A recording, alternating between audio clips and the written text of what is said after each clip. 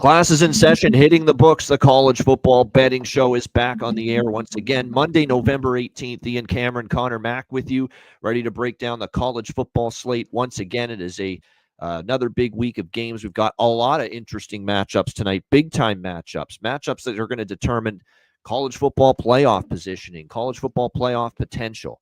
You know, Army Notre Dame stands out. Indiana, Ohio State stands out. BYU, Arizona State is suddenly a huge game after what happened last weekend. So there are a ton of huge games coming up this weekend. CMAC, we're down to just 2 full regular season weeks of college football left. It's hard to believe. Every year we say this shit, but it's true. It's hard to believe how quickly it goes by. Yeah, it's flies by. And now every day with everything else going on, it just seems even quicker. There's no doubt. To say there's a lot on the sports betting menu right now would be an understatement. All right, we start like we did last week with a slew of MACtion to get the week going in college football, including a trio of MAC games on Tuesday night. And we'll begin with Western Michigan and Central Michigan. We got the Broncos 6.5-point road favorites, 56 the total here in this game. My golden rule in college football, or really really any sport, it applies to basketball too, the other point spread sport. I don't lay points on the road with a bad defense or a defense that can't get stops. And, you know, right now that's Western Michigan, you know, to a T. I mean, they are having a really tough time on the defensive side of the football the last few weeks. Blown out by Bowling Green, 31-13, 42-28 lost to Northern Illinois. 2 of the heavyweights, though, in the MAC. This is not that same offense, that their type of offense they're facing here. I mean, Central Michigan has had quarterback injuries galore. Last week, they're down to, I believe, the 3rd quarterback on the roster in Jaden Glasser. And he was not that good against Toledo, 16 of 27, 2 interceptions in that game. He's going to have to play better than that. So it's a kind of a tricky handicap as far as, you got a pretty rough Western Michigan defense right now. But you got an equally rough and cluster injury situation at the quarterback spot, Central Michigan offense right now. So who's going to win out, you know, in that kind of battle in this game? And on the flip side, the one thing I will say is the Central Michigan defense is not really all that good. They have given up at least 23 points in 5 straight games, and they have given up 30 or more in 3 of the last 4 games. Eastern Michigan, you know, a few weeks ago put 38 on the board against Central Michigan, and Eastern Michigan's got far from a phenomenal offense this year, and there's Cole Snyder, their quarterback, lighting up Central Michigan. So, you know, their defense is not good. You would think Hayden Wolf and the Western Michigan offense is going to be able, you know, to have some success here in this game. And for Western Michigan, there's still everything to play for, you know, as far as bowl eligibility is concerned. They've now, with these 2 losses, fallen out of the MAC championship race, but they can still clinch bowl eligibility here with 1 more win. I think if I were to get involved, it would be Western Michigan team total over. I mean, I can't lay 6.5 with that defense, but I can trust Hayden Wolf and that offense of theirs to probably move the football here against Central Michigan. And even as bad as the defense has been for the Broncos, Central Michigan is a mess on offense. They're down to their 3rd quarterback. We've talked about this last week. And so maybe this is a week the Western Michigan defense can step up and play better. But I still don't want to lay 6.5 with that group on that side of the ball, that defensive unit. I think if I were to get involved in anything here, it would be more so the team total for the Broncos to go over, because the offense is fine and they should be able to move the football with Hayden Wolf against this CMU defense, which has been pretty bad. What do you think here, CMAC, Western and Central Michigan? A lot of MAC here in the week to start out with. Yeah, Western Michigan, maybe this is a good game for them, I think, where they could win, but there's no chance I'm going to lay almost a touchdown here on the road. The big problem why they were so successful until the last few weeks was Wolf. He'd been playing really, really good football, and he's been bad, you know? He's been awful, dog shit. Lately. Last week he was against Bowling Green. Bowling Green's got a pretty good team, though. Pretty good defense. I'll cut him some slack. Yeah, but I mean, all year long, on why they got hot there was he's taking care of the football. That's what did him in against the week before, Northern Illinois. Yeah, Bowling Green. Both those teams have solid defenses, but 2 picks last week. That's just not going to get it done. He should have success against Central Michigan. Both these teams will be able to run the ball. A little bit of the problem I have with Central Michigan, that's why I'm just not really loving this. It's not over the touchdown. Just they don't have a quarterback. I mean, they can't throw it. But they are at home where they played well, even with that loss to Bowling Green. They snuck and covered the number. That was a late touchdown there at the last minute. But at home is where they've been better. So I get where you think they could score points here, Western Michigan. And this one, we get to tomorrow, there's weather, bad weather. But Tuesday, there's good weather here. It's fine. I think you take Central Michigan or nothing here. All right, Central Michigan +7. It's going to come down to Western Michigan's defense, which has been struggling, versus Central Michigan's offense. And you're right about the turnovers. Hayden Wolf, the last couple weeks, he's had a good season overall, but the last 2 weeks, the turnovers and the interceptions have killed drives, have stunted momentum, have kept the output down. Can he take care of the football is the key? But you're right. The last 2 weeks, we've seen 1 touchdown and 4 interceptions, albeit the one thing that I'm going to say to cut him some slack, Bowling Green and Northern Illinois, 2 of the better teams in the conference. This is a step down. Maybe it allows Hayden Wolf to reel in the issues he's had with the turnovers and the bad decisions. All right, Akron and Kent State. We've got Akron 10-point road favorites, 49 the total here in this game. I mean, I doubt I get involved in this one. I'll be quite honest. I mean, do you want to lay 10 on the road with Akron right now, coming off back-to-back double-digit losses against Buffalo and Northern Illinois? You know, this team coming into this game is 1-5 in MAC play, and the one win was against Eastern Michigan at home by 4. And we're laying 10 with this team now on the road. Think about that. They had 1 fucking conference win at home against Eastern Michigan, and it was a 4-point win. And we're asking now Akron to lay 10 in this game. So I could only get there with Kent State in this matchup against Akron. Ben Finley, the quarterback, here's another guy that's been erratic. He's had some good moments, but he's also had some interceptions for this Akron team on offense. The defense has really had a tough time the last few games. They've given up 34, 41, 29, 3 of the last 4 games as well, this Akron defense. Meanwhile, Kent State, they're just so bad that it's hard to trust them. But if I had to make me choose, I'd take Kent +10 at home as a home dog. But, you know, you're talking about a team that, other than Western Michigan, where they scored 21 a few weeks ago, I mean, the other games they've scored 6, 0, and 7 in 3 of the last 4 games against Bowling Green, Ohio, and Miami O. Although, with all due respect to those performances, you know, those are better MAC teams. When they got shut out by Ohio, that's a good MAC team. When they scored only 6 against Bowling Green, Kent State, that's a good MAC team. 7 last week against Miami O, that's a good MAC team, though, Miami O. And they still covered, actually, against Miami O, even with only the 7 points. They were 30.5-point dogs. They lose by 27. And it's funny that, Ulatowski, the quarterback, 11-yard touchdown throw to McCray for the only score of the game for Kent State. And somehow they covered, putting up 186 total yards of offense against Miami O last week. But ugly-ass game. If you have to bet it, I'd say take Kent. But, gosh, it's a leap of faith back in either of these teams. What do you think here, C-Mac? Yeah, this is just like the ugly bowl. 2 shitty teams. Kent State, we said last week, like, hold your nose, take the points. And it was, I think I might even said kind of the same score. They could just get 1 touchdown. They did. You did. Thank God they got that one.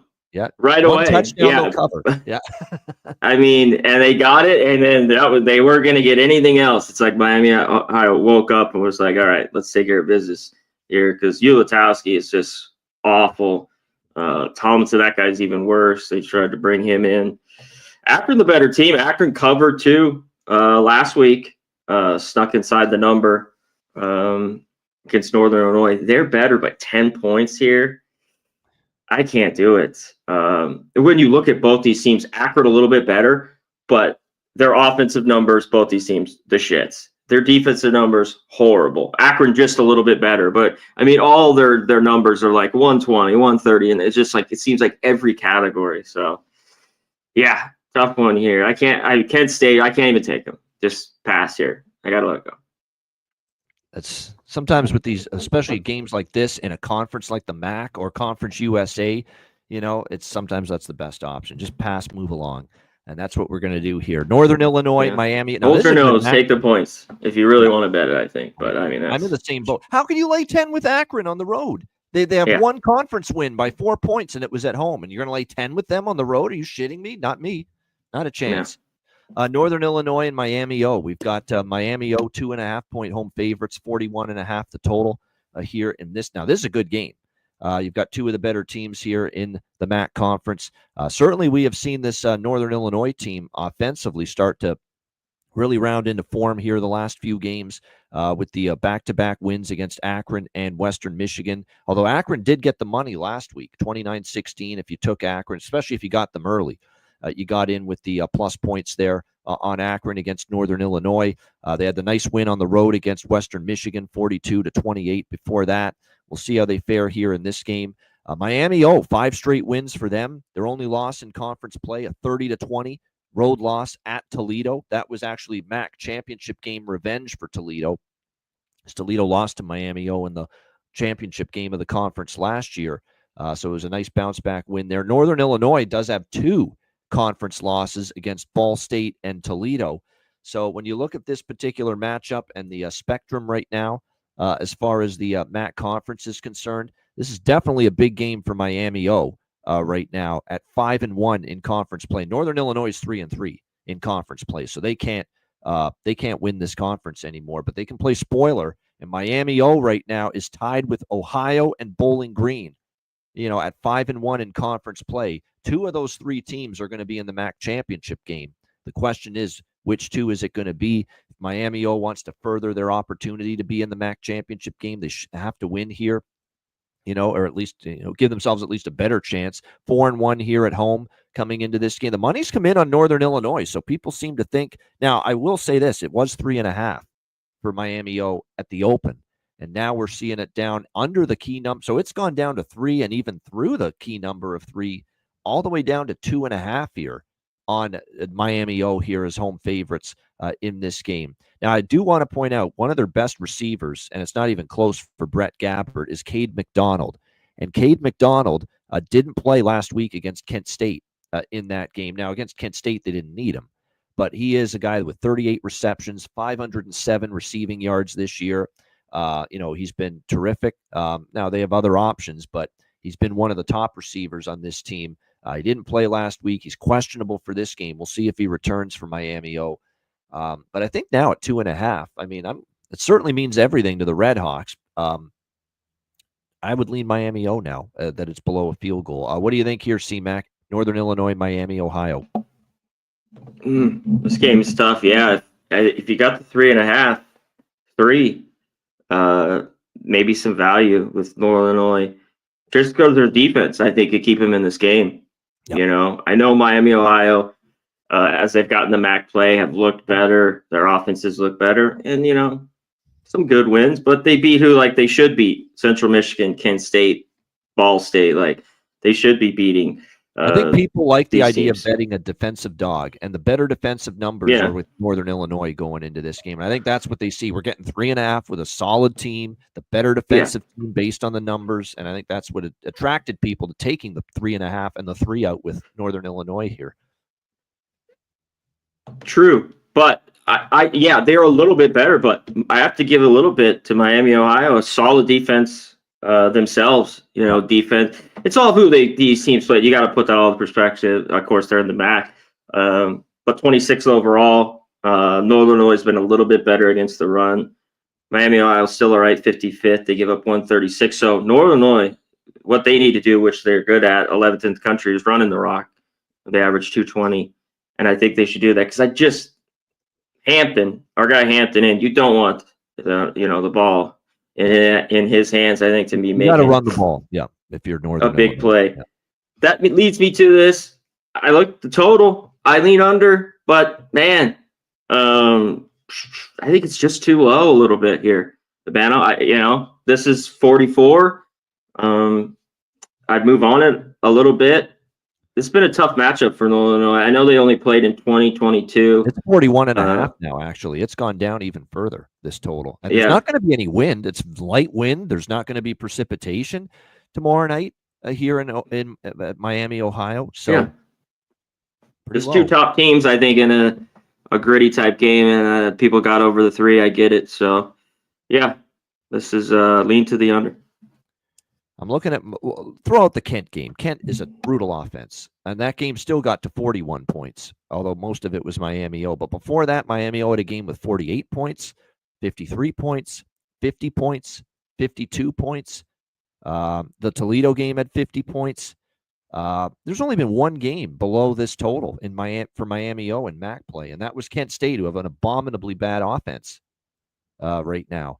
Meanwhile, you look at Northern Illinois, and their last 3 games, 48, 70, 45 points scored. I know the Toledo game they lost stayed under 13-6. That was very surprising. It was that low scoring, but it does feel 41.5, just a bit low. I know the defenses are good, but I think Miami O's offense since Gabbert came back this year has been better than it was last year.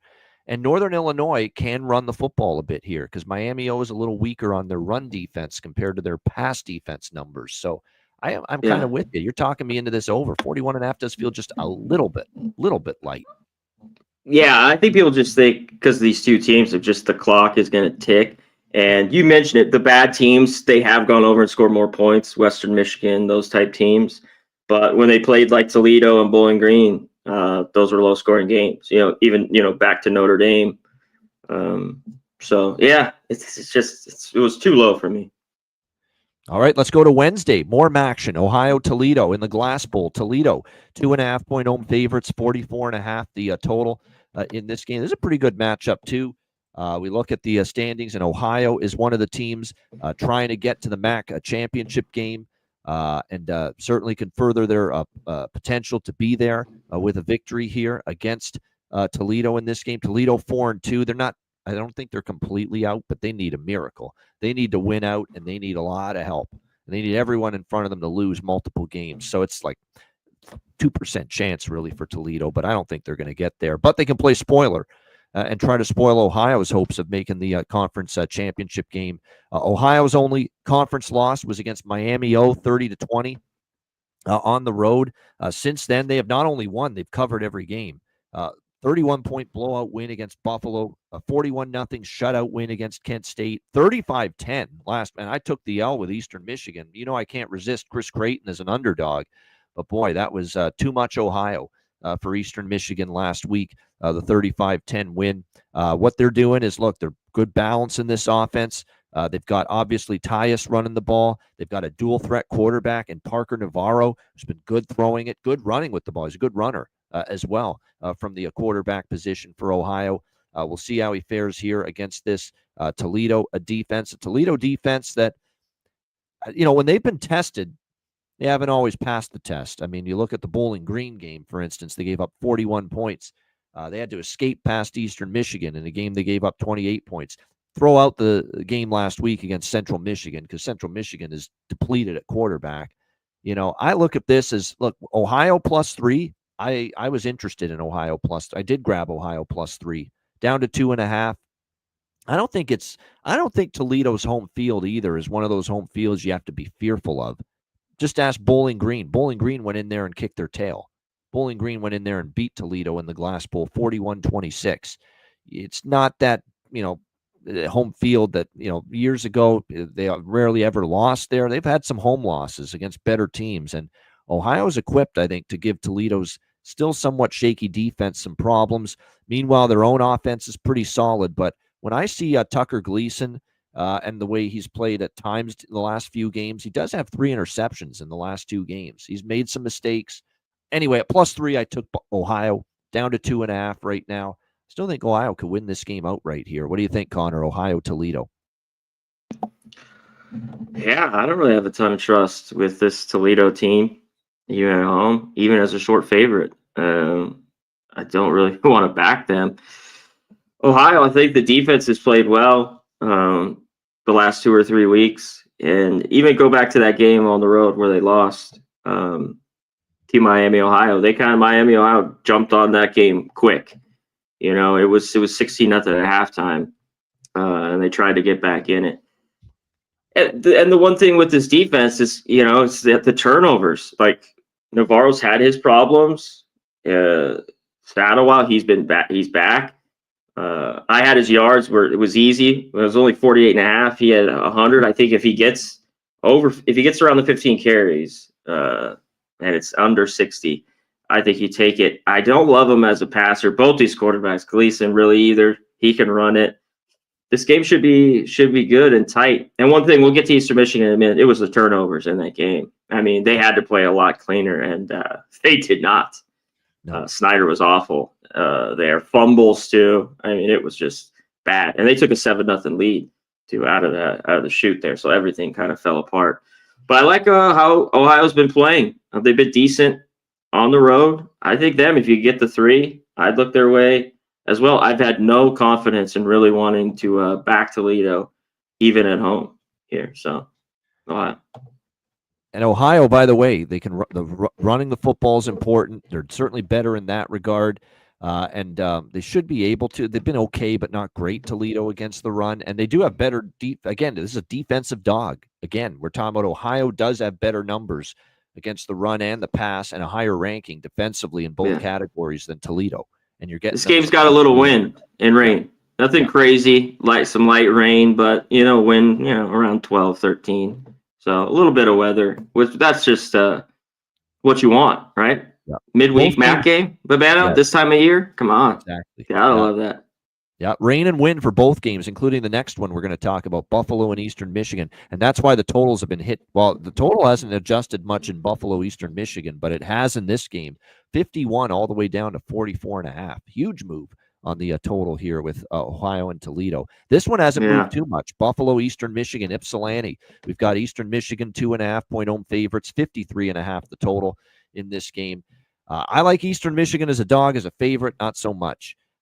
But here's the problem for Buffalo. The loss last week drops them to 4-2 in conference play. Actually, they won last week. They escaped with the win, I should say, last week. Yeah, in the OT thriller, didn't cover. They did 51. I keep thinking they lost, but the Ball State covered. I did have Ball State, and my gosh, they did everything they could to throw that game away, and they did.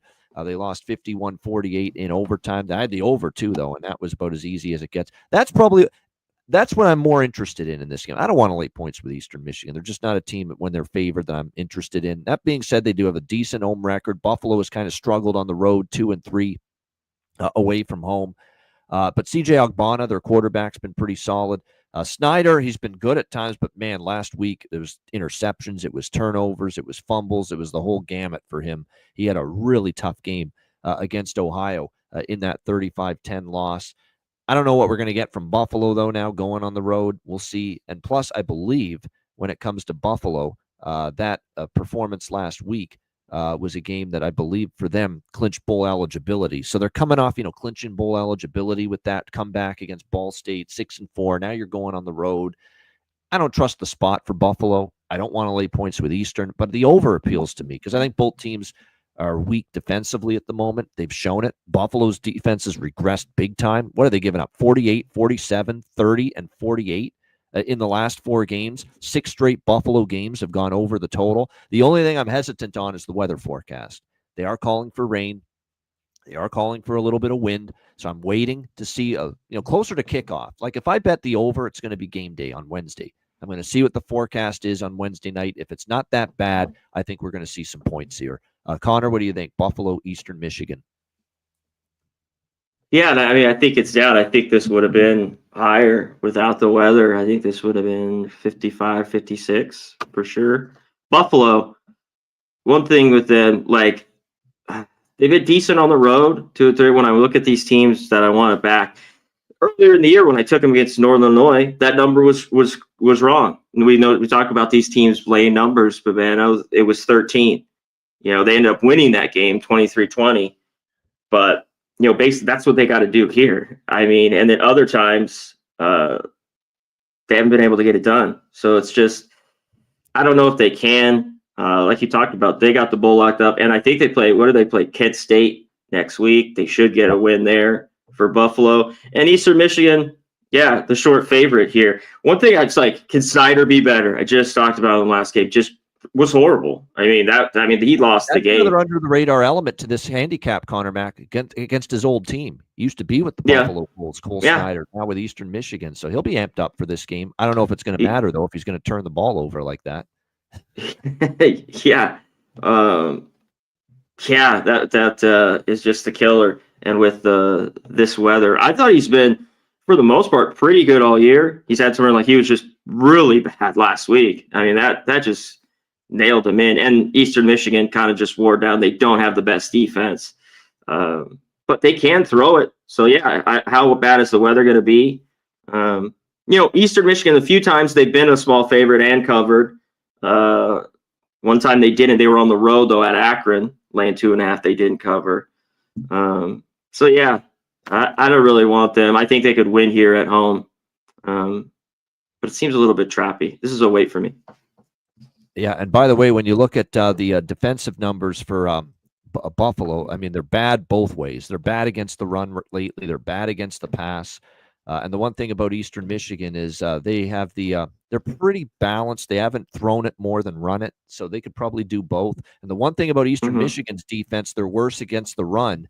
And when you look at Buffalo, they have a very good Al J. Henderson, pretty good running back here for Buffalo. And he had over 100 rushing yards last week against Ball State. Probably be able to do damage because Eastern Michigan's not been great, not been holding up too well against the run. So this is definitely an over if the forecast is halfway decent for me. It's Snyder. I mean, I just wanted to look back real quick because that's what was impressive. It's kind of like Wolf, which we talked about, and then he's had 2 bad games. Snyder, up till then, was great. Like, he had Central Michigan a pick there, Toledo 2 TDs, 1 pick. But other than that, he was been great all year. And then last week, boom, just kill it. Yeah. All right, let's go to Thursday night, ACC matchup. NC State Wolfpack, Georgia Tech, Yellow Jackets. Georgia Tech, 9-point home favorites, 52.5 the total in this game. Obviously, when you look at these two teams in particular, what we have seen from NC State, been a tough year for Dave Doran, but all of a sudden, they've won 2 of the last 3. Cal on the road was a very impressive win. And then, of course, they beat Stanford big time, 59-28. They did lose last week to Duke, 29-19. Bit of a step back for C.J. Bailey. He struggled. He was less than 50% completions in that game. They could not run the football at all against Duke, and they end up losing by a score of 29-19 last week to the Blue Devils. I should say 2 weeks ago. Both teams are off byes, so there's no advantage there. NC State and Georgia Tech. Georgia Tech coming off the win against Miami, 28-23 outright as 9.5-point home underdogs in that one. Of course, Haynes King returned to the field at quarterback for Georgia Tech. Played pretty solid in that game, more so with the run game. He only had 6 completions, 6 attempts and 6 completions in that game against Miami, but it was enough. We'll see how he fares here on Thursday night. They do have some questions at the running back spot. Jamal Haynes, we'll see. He left the game due to injury against Miami. We'll see if he's back. And the other receiver, Chad Alexander, banged up a little bit here for Georgia Tech as well. We'll see if those two are in the lineup. NC State going on the road. They beat North Carolina as slight road favorites, but their step up in class road games in ACC play, CMAC. I mean, at Syracuse, they lose outright, as road favorites. At Louisville, they were 9-point dogs. They lose by 12. And at Virginia Tech, 11-point dogs. They lose by 15. I don't think I've seen enough of a good track record as a road dog in this conference against the better teams to trust NC State. Do I want to lay 9 with Georgia Tech? That's not exactly the point spread role I like them in. So has me not really feeling this game too much from a betting perspective. What do you think here, CMAC? Yeah, I get it. It's just been tough. NC State just were so bad early on in the year. Didn't want to really back them, but why would you? I mean, they were horrible. Now 5-5 record, but 2-8 ATS. The team just hasn't got you any cash this year. I think just under 10 here. I was thinking if you could get a little bit more, maybe look at NC State. But when I've had a team that I haven't really wanted to back all year, and Bailey's been hit and miss. You talked about last week, it wasn't very good, or 2 weeks ago, 16 or 39. I mean, that's just not going to do it. Whatever he had, 180 passing yards. I mean, ugh. Georgia Tech, though, we want them. a lot of his dogs and almost laying double digits. It's a game I think they can win. And NC State, too, they didn't even want to get one to get to a bowl game. I mean, it's this game, and then next week they're at North Carolina. So they need one more out of the next two. So I think they'll be playing hard. I don't know what to make of their defense. It hasn't been very good all year. And it seems like Georgia Tech should be able to run the rock all over them. And Georgia Tech has the better defense, all year. And the numbers show that. So we will see if that Georgia Tech great offensive line, if they can run over this Wolfpack defense. They have 140 on the ground. It's not crazy, but yeah, I guess I kind of lean NC State. There's just I don't know if I can get to the window and back these guys. They have not been on the road very much, that's for sure. NC State, just Clemson and Cal, the two ACC road games. These last two, they're on the road though, right? At Tech and at Carolina. Exactly. Yeah, they hadn't been before. Yeah. It's a really tricky game because it's Georgia Tech -9 is not optimally always when I want them. That being said, I worry about them against the Georgia Tech defense has gotten better, and NC State with that offense, they need to be able to run. Georgia Tech, obviously, their strength is running the football, but NC State's actually been slightly better against the run, but still not great. I mean, they're 60th against the run and still giving up 140 rushing yards. So that's why, those numbers still aren't that great. Georgia Tech should be able to move the ball on the ground. And if they do, there's a chance they cover this game at the end of the day. All right, let's go to Friday. Temple and UTSA. We've got the Roadrunners meet 16.5-point home favorites, 56 the total here in this one. Now, we do have a coaching firing with Temple. Stan Drayton let go for the Temple Owls. After, what's funny is they fired the guy after a win.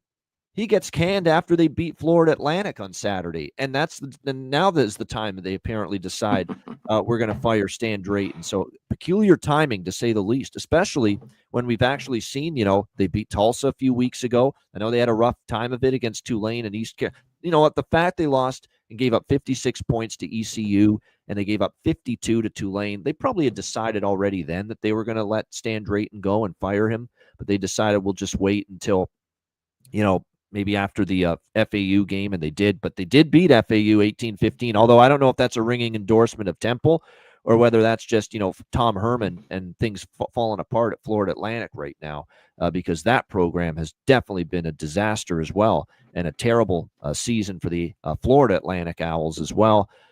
So what do we get from Temple? This is a 3-7 team. They're not going bowling. They're just playing out the string the last two games. They're facing a UTSA team that you could say is playing their best football. It hasn't been a great year for UTSA, but they can get bowl eligible with a win. They got some momentum. They've won 3 of their last 4 games, including back-to-back against Memphis and North Texas. The offense is alive for UTSA. Owen McCown's got it rolling right now. We're waiting for him, the son of Josh McCown, to get it going, and right now he is for this team. There's no doubt. Owen McCown's feeling it. They've got this offense revved up, and typical Jeff Traylor that, a tough start, but good coach team. Well-coached teams get better later in the season as it goes, and you're seeing that right now with UTSA. They are rolling, but this is 16.5, and as bad as things are for Temple, 0-5 straight up on the road, they've been, obliterated in so many games. Oklahoma, Navy, the closest margin of defeat was UConn for Temple on the road, lost by 9. And then their last 2 conference road games, a 46-point loss to Tulane and a 22-point loss to East Carolina. So I get it. It's not easy to take Temple, but we have seen evidence of teams picking it up and flipping a switch, or at least showing some life after a coaching change. We saw it with Mike Houston with East Carolina. They fired him, and then the next 2 games, look what they did. They routed this Temple team. They routed Florida Atlantic. They beat last week Tulsa. They didn't cover, but they still won. They've showed life after the coaching change. Rice, when they fired Mike Bloomgren earlier this year, they upset Navy as a double-digit dog the first game after they fired Mike Bloomgren. And then they covered against Memphis the following week. So they even showed some signs of life after the coaching change.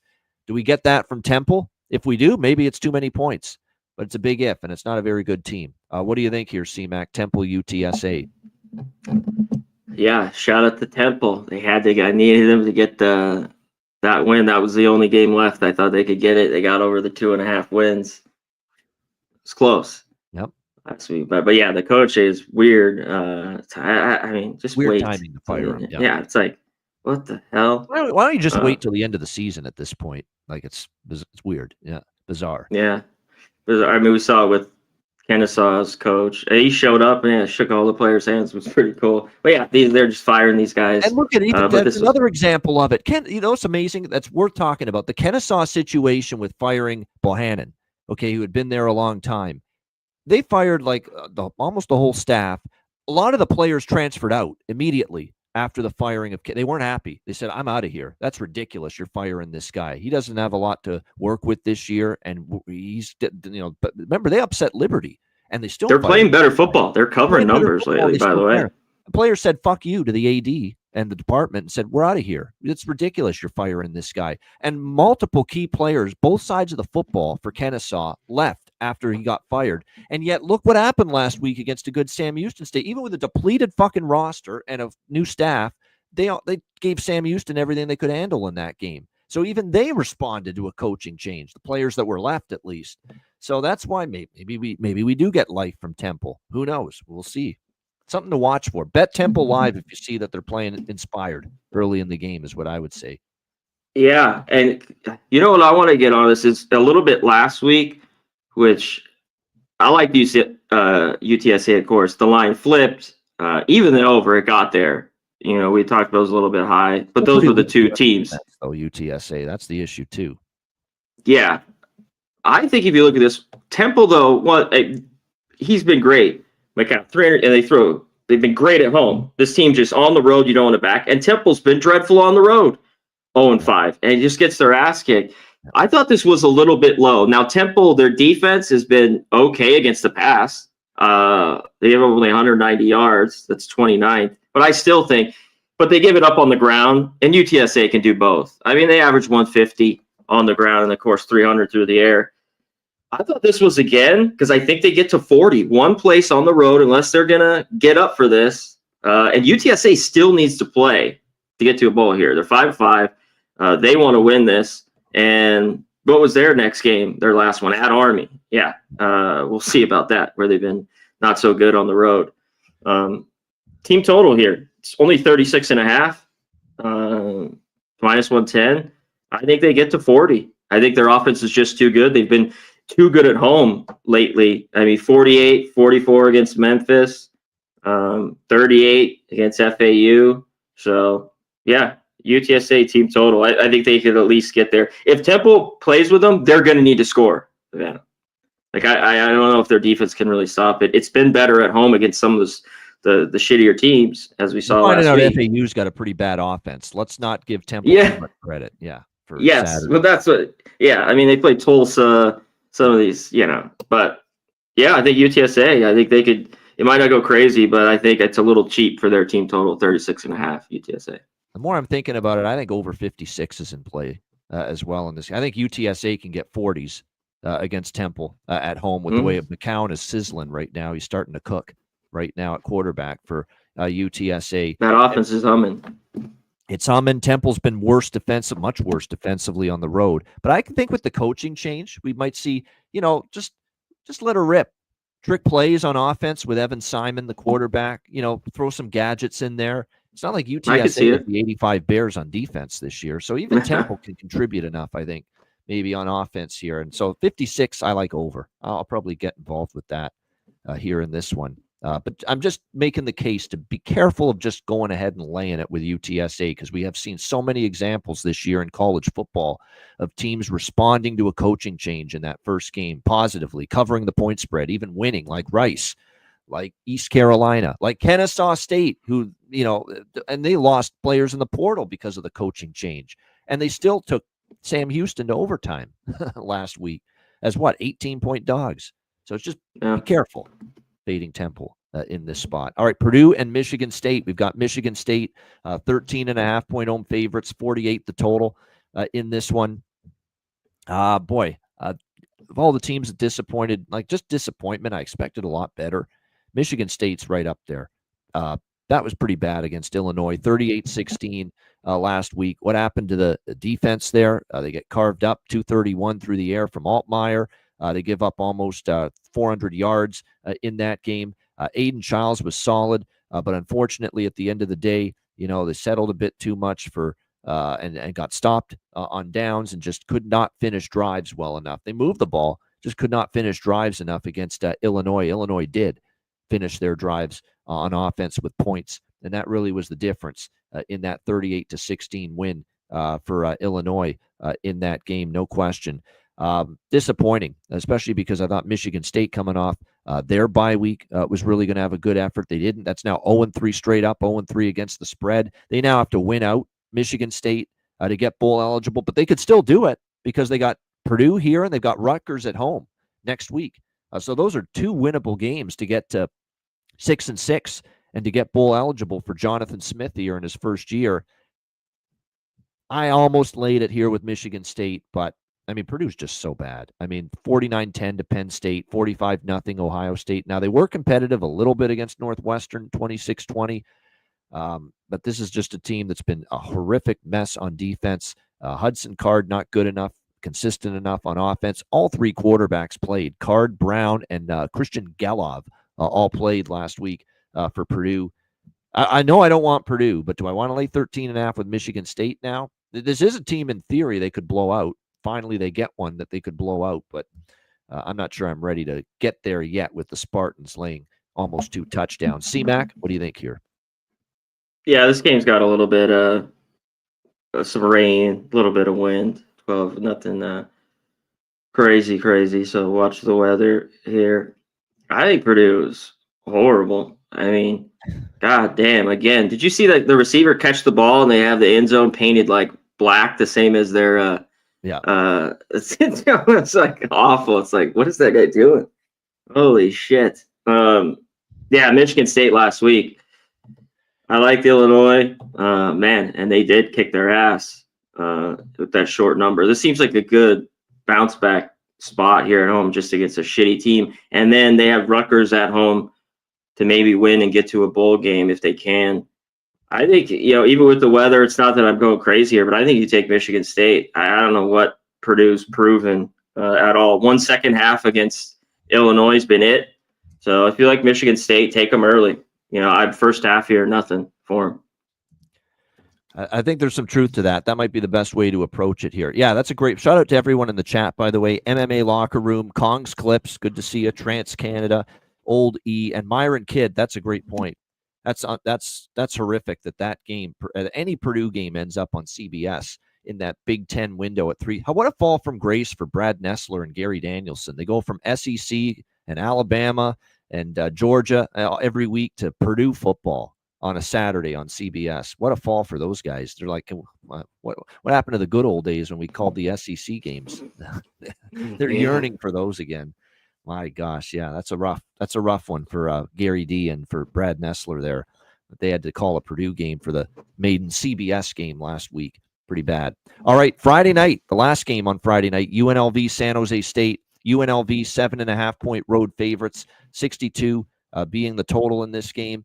We'll see how it plays out with this, but certainly UNLV, it's been a great season, even with the concerns about what would happen for the Rebels after the parting of the ways with Sluka. And boy, they've had no issues. Certainly, Haj Malik Williams has been phenomenal, no question. We'll see how he fares here in this one against San Jose State, but very impressive last week, 41-20 against San Diego State. Another great performance from the offense. Talked about how good Haj Malik has been, continues to be. They can run the football too. Greg Burrell, Jaden Thomas, Jacob DeJesus, who's also a great kick returner and can be used in the receiving game. Ricky White, outstanding. There's a lot of weapons here for UNLV. Should be able to score points. We saw San Jose State get hammered defensively by Boise, although they did compete offensively against Boise for quite some time. They moved the football pretty well, believe it or not, San Jose against Boise last week. Eget, the quarterback, was pretty solid most of that game, although he did make a critical mistake late in the game that ended up hurting him a little bit and costing San Jose State backers the cover. Painful if you had San Jose State there at the end of that one. I think over is what I'm interested in. There is a chance of some showers as of right now for San Jose on Friday night, but just not heavy rain, but just pretend. You know what I feel about rain. It doesn't impact overs as much as wind does, and the wind's not going to be that bad on Friday night. So I could see points being scored. I will say this, San Jose State, offensively, they can move the football. And Get's done a decent job at the quarterback. They've got Nash, who's a great receiver for them. They converted him from quarterback to receiver. UNLV can still give up points, and they're going on the road for this game. So I think at home, San Jose State can score some. So more than a side, I'm interested in an over here in this game. C-Mac, what do you think? UNLV, San Jose State. Yeah, two great wide receivers here in White and Nash. I captured them too. I thought his yards were too low at 100. I think he had like 125. Both those guys should have big days. These secondaries aren't the best. That's why I loved them against Boise. I mean, they threw for 446. I'm the guy who fucking had him, Babano. You know, I cashed Nash. I lost them. They're up 21-14. Not only the pick to the house, they go all the way back down to the goal line and can't get it in. As well. Oh, Jesus. Talk about a kick to the nuts. That was one in that game. So I think both teams will have plenty of success moving the ball. Another big win for UNLV, now ranked 23rd in the country, 8-2 UNLV. The heat is on with them, but they'll be able to do what they want. So yeah, maybe this is a little bit too low. I mean, the weather doesn't look horrible. There is some rain. So I'm with you. I'd lean over. UNLV on the road, they've gotten the job done. Like Oregon State, we get to them later, is just giving up. But that was earlier in the year where they won by 8, at Hawaii. It was a tight game. So, and even Utah State backdoored them after they kind of kicked their ass in the first half. So, but I didn't know if 7.5 was really enough in this game, kind of after what I saw last week of just how this San Jose State defense is. So, yeah, lean over here. Yeah, I'm with you. I don't know if I trust the defense enough for the Spartans to keep it within 7, but I trust them to score enough, and I definitely trust UNLV to move and score on them with the way the Rebels are playing offensively. So the over is definitely. I mean, they moved it all night on, but they're never going to run it. But they threw for 450 almost on Boise. I mean, yeah. All right, next up as we continue along here. Now that's it for the weeknight action.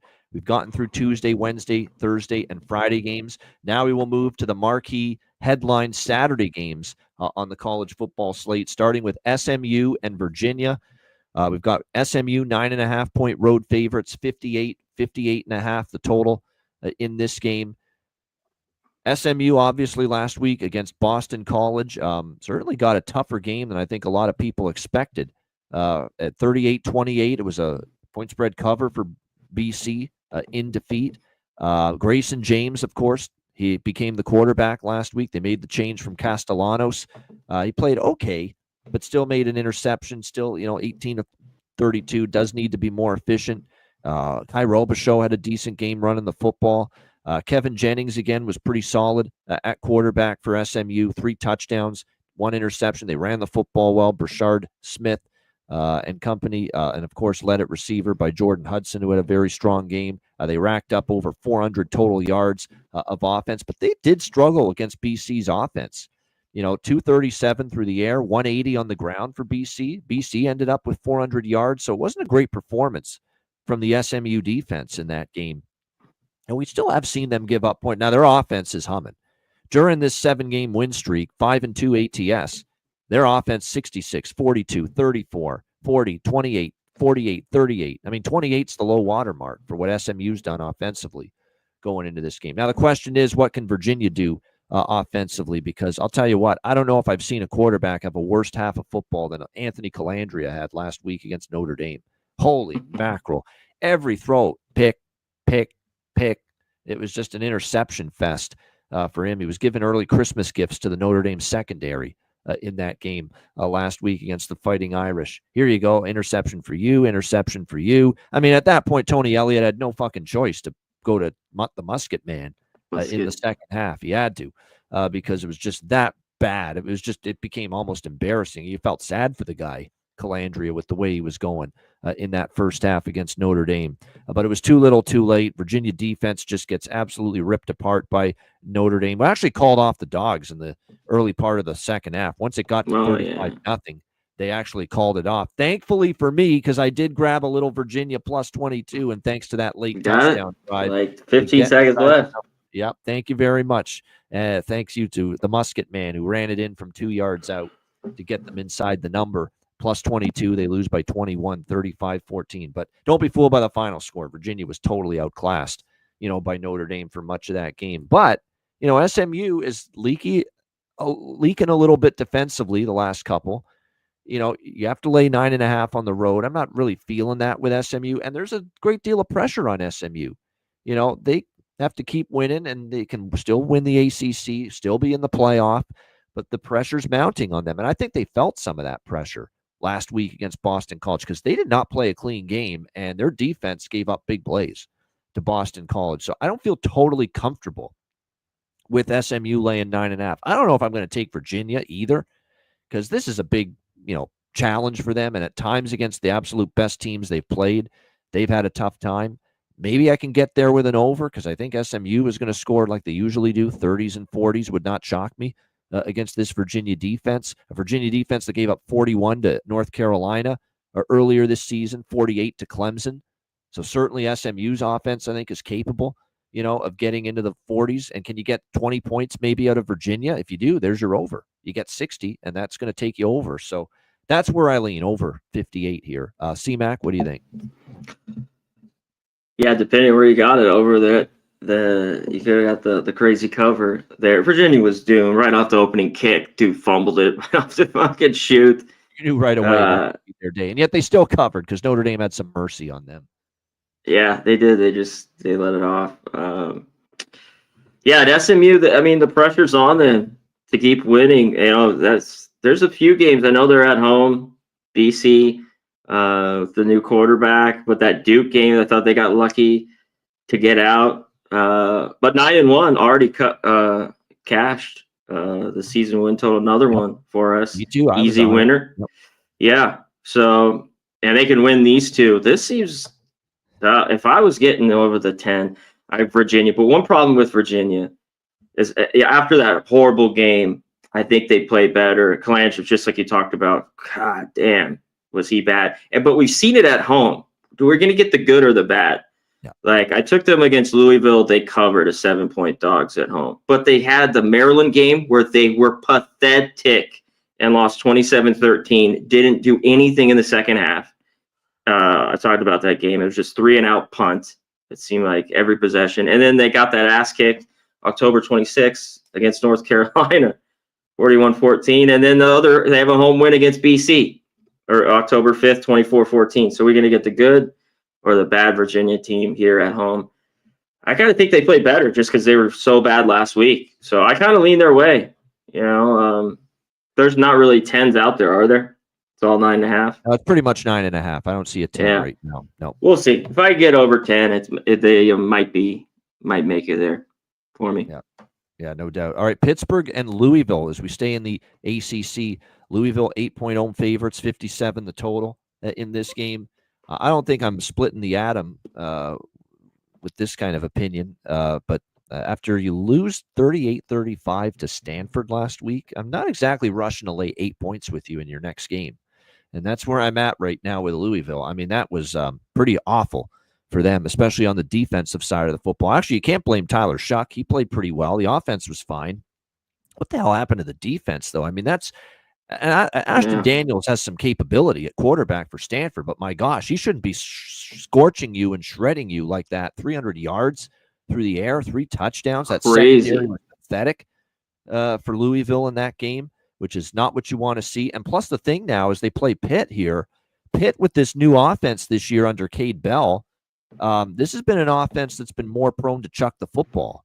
This is not that old Pitt team that runs. They throw the ball just as much, if not more, playing that up-tempo offense. And we saw a spark from Pittsburgh in the passing game as they made their quarterback change. Eli Holstein to Nate Yarnell last week against Clemson, and he had 350 passing yards. Unfortunately, defense couldn't stop Cade Klubnik, who just housed it from 50 yards out late in the fourth quarter to have helped Clemson survive with a 24-20 win against Pitt.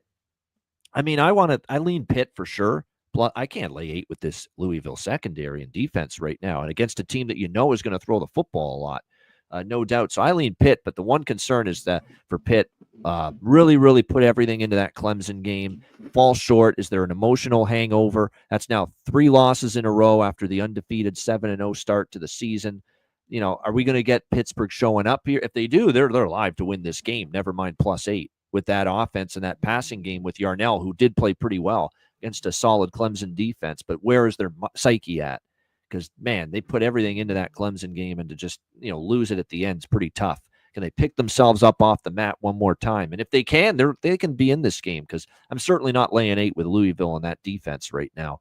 C-Mac, what do you think here? Pitt, Louisville. Yeah, I don't want to really either. I think they do play better here at home in this one. And Pitt, too, in that game, dominated time possession, 34-25, but they did shoot themselves in the foot. 13 penalties in that game against Clemson. That's for 100 yards. I mean, that was, man, to think, I think they could, they won that game maybe. Double the amount of penalties. Here's the difference. One of the main differences right there. Double the amount of penalties Clemson had. And I think double the yardage, too, almost. Yeah, it was awful. I talked about it on Saturday with Guns. We said, hold your nose and take Stanford. I just had read a bunch of articles how Stanford off the bye were like, we're going to get up. But I couldn't believe it, Babano, because they hadn't done anything. This offense sucks. Daniel, no matter who's played quarterback, they haven't moved the football. We talk about how shitty their defense and secondary's been. And, I mean, Louisville got to them, of course. But all of a sudden, this offense gets rolling, and especially in the fourth quarter, where they really had 3 touchdowns there and won the game. So, man, Louisville, after that was their 3rd straight week on the road. There was a bye in between. So that was kind of like, and 3 touchdown favorites, man, just a shit tough loss. So, yeah, I think Pitt here. That's the only way I could go. I don't know what we get from them after that game, too. Like 2 teams kind of licking their wounds here. My one concern is now that's your 3rd loss in a row. You've gone through SMU, Virginia, close losses, Clemson, tough loss at the end. I worry about a no-show here for Pitt, and that's the one pathway Louisville has. Just a road no-show. Yeah, but that defense is bad. I mean, to give up what you did against Stanford last week, 38 points, 4 all those passing yards, and Pitt throws the ball now. Yarnell looked good. I mean, if they're even a little bit interested, Pitt, they can cover this number and probably even have a chance to win the game outright. I probably have to lean over as well. I mean, come on, 57 with Pitt's offense against this Louisville secondary. And like I said, Louisville's been trending over, and we're finally seeing that defense that we kind of thought coming into the year was going to take a step back from where it was last year, because Jeff Brom had a good defense last year. He does not have a good defense right now. That is for sure. All right, Sam Houston State and Jacksonville State. Gamecocks, 6-point home favorites, 56 the total in this game. Does Sam Houston State play spoiler? Obviously, for Jacksonville State, their pathway is clear. They win this game, they lock up their spot in the Conference USA Championship game. Without a doubt, 6-0 in conference play. Obviously, Rich Rod's team has played very well. Huff, the quarterback's been outstanding. They got multiple running backs. I mean, they are so deep at the running back spot. And that is something that has definitely been the catalyst for the offense this year.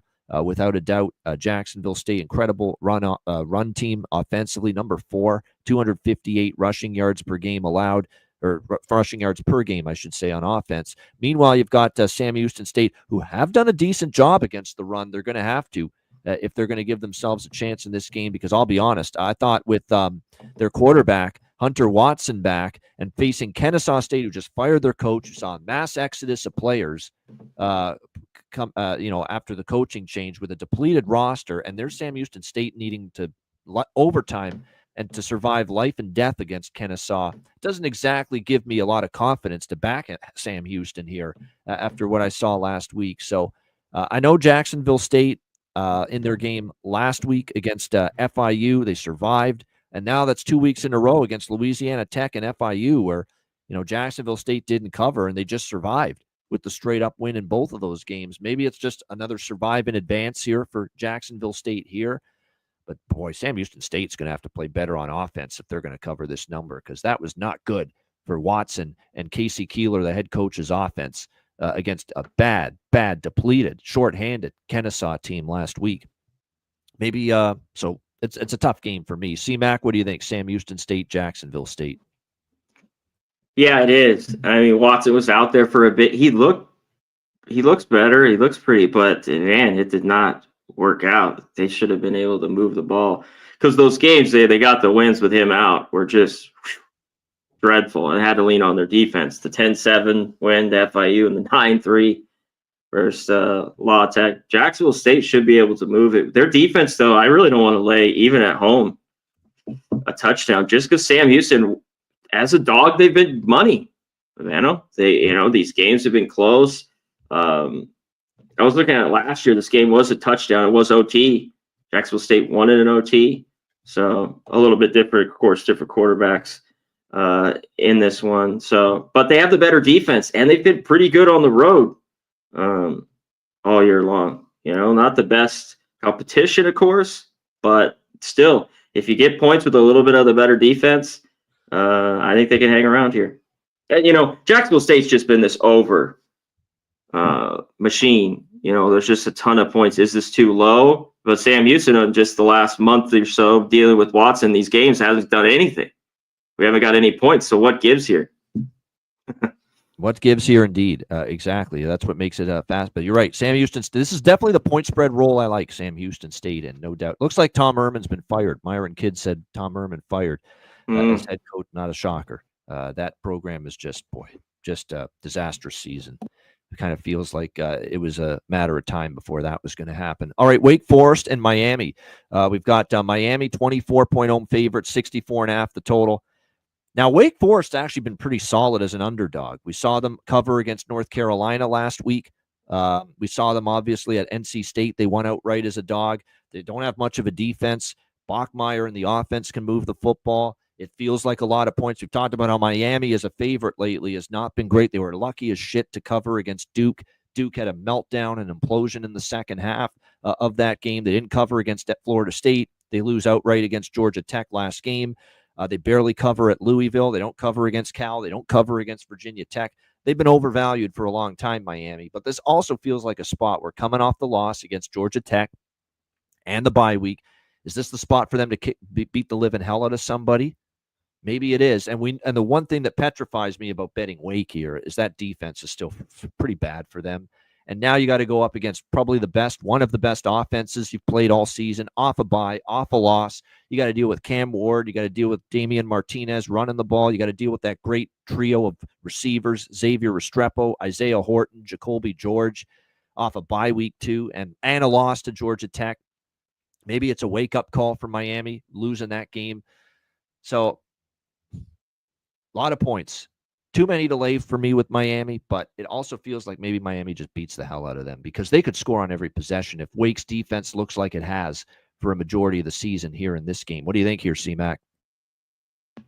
Yeah, they are not good. Got the touchdown late, though, did Wake, and covered. And Bachmeier, like we talked about, just hanging.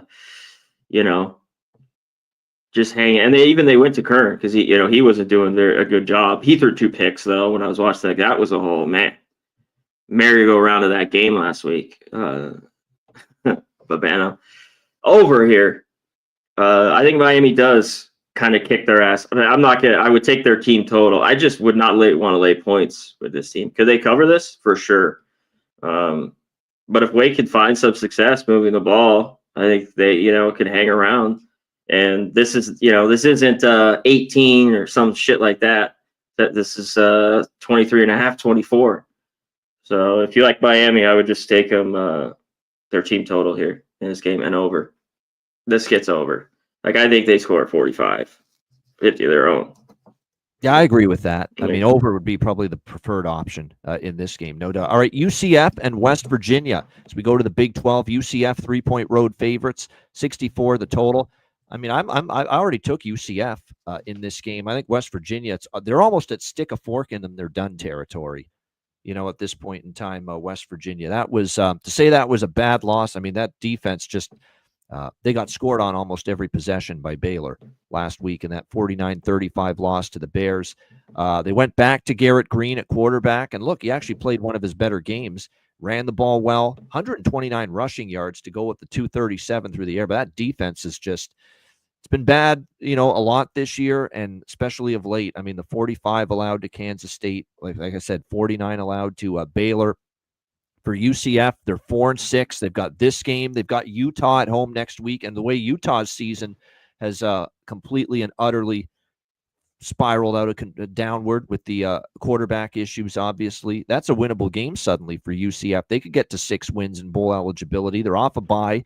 They had a tough loss at Arizona State, 35-31. But the 2 weeks in a row now, that quarterback that's played for them, Dylan Risk, he's played really well for them since making the change to him at quarterback. Played well against Arizona. And remember, they scored 56 points in that game against the Wildcats. So I just feel kind of two teams going in opposite directions a little bit. Still a lot to play for here for UCF. Well, West Virginia, too, needs 1 win for bowl eligibility, but you can't like the trajectory of the West Virginia side right now. That Baylor game was not really appealing. They've not been good at home either. Morgantown, 2-4 straight up. They're 0-3 straight up and against the spread their last 3 home games. So I agree with UCF being a small road favorite here. Lean over as well here. We should see points. What do you think here, C-Mac? Yeah, defense just got shredded apart. Those 2 road wins in between, just the horrible home games, the Iowa State, K-State, and then Baylor. But I don't want UCF as a favorite on the road. And you talked about both these teams do need to win, and one more for West Virginia to get to a bowl game. Their last one, they're at Texas Tech there. I think this is the time that now the buy them ever low, which I've never ever wanted them, is West Virginia is here now, +3 at home. They're 2.5s now. I think this game's close. All right, so there we go. I like UCF, and I like the bye week angle too for UCF. I wouldn't lay more than 3 though. I mean, I got in at -120 on the money line when it was below 3. If it gets this game might have weather a little bit too. Just throw it out there.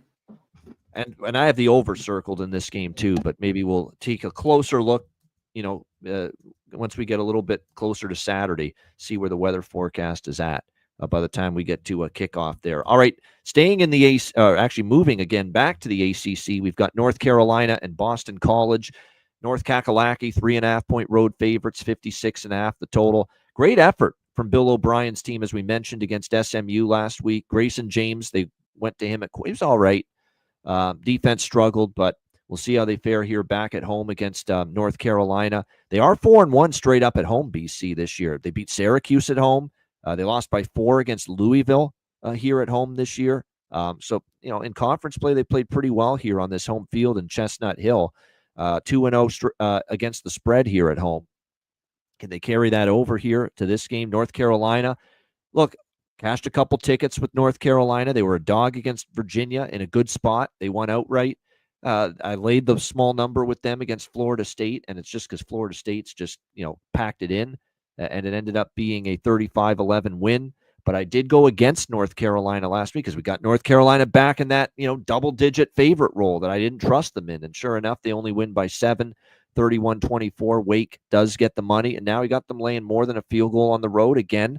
Not exactly overly trusting of this North Carolina team laying more than a field goal on the road. So I do lean a little to BC here. 3 in the hook at home. What do you think here, C-Mac?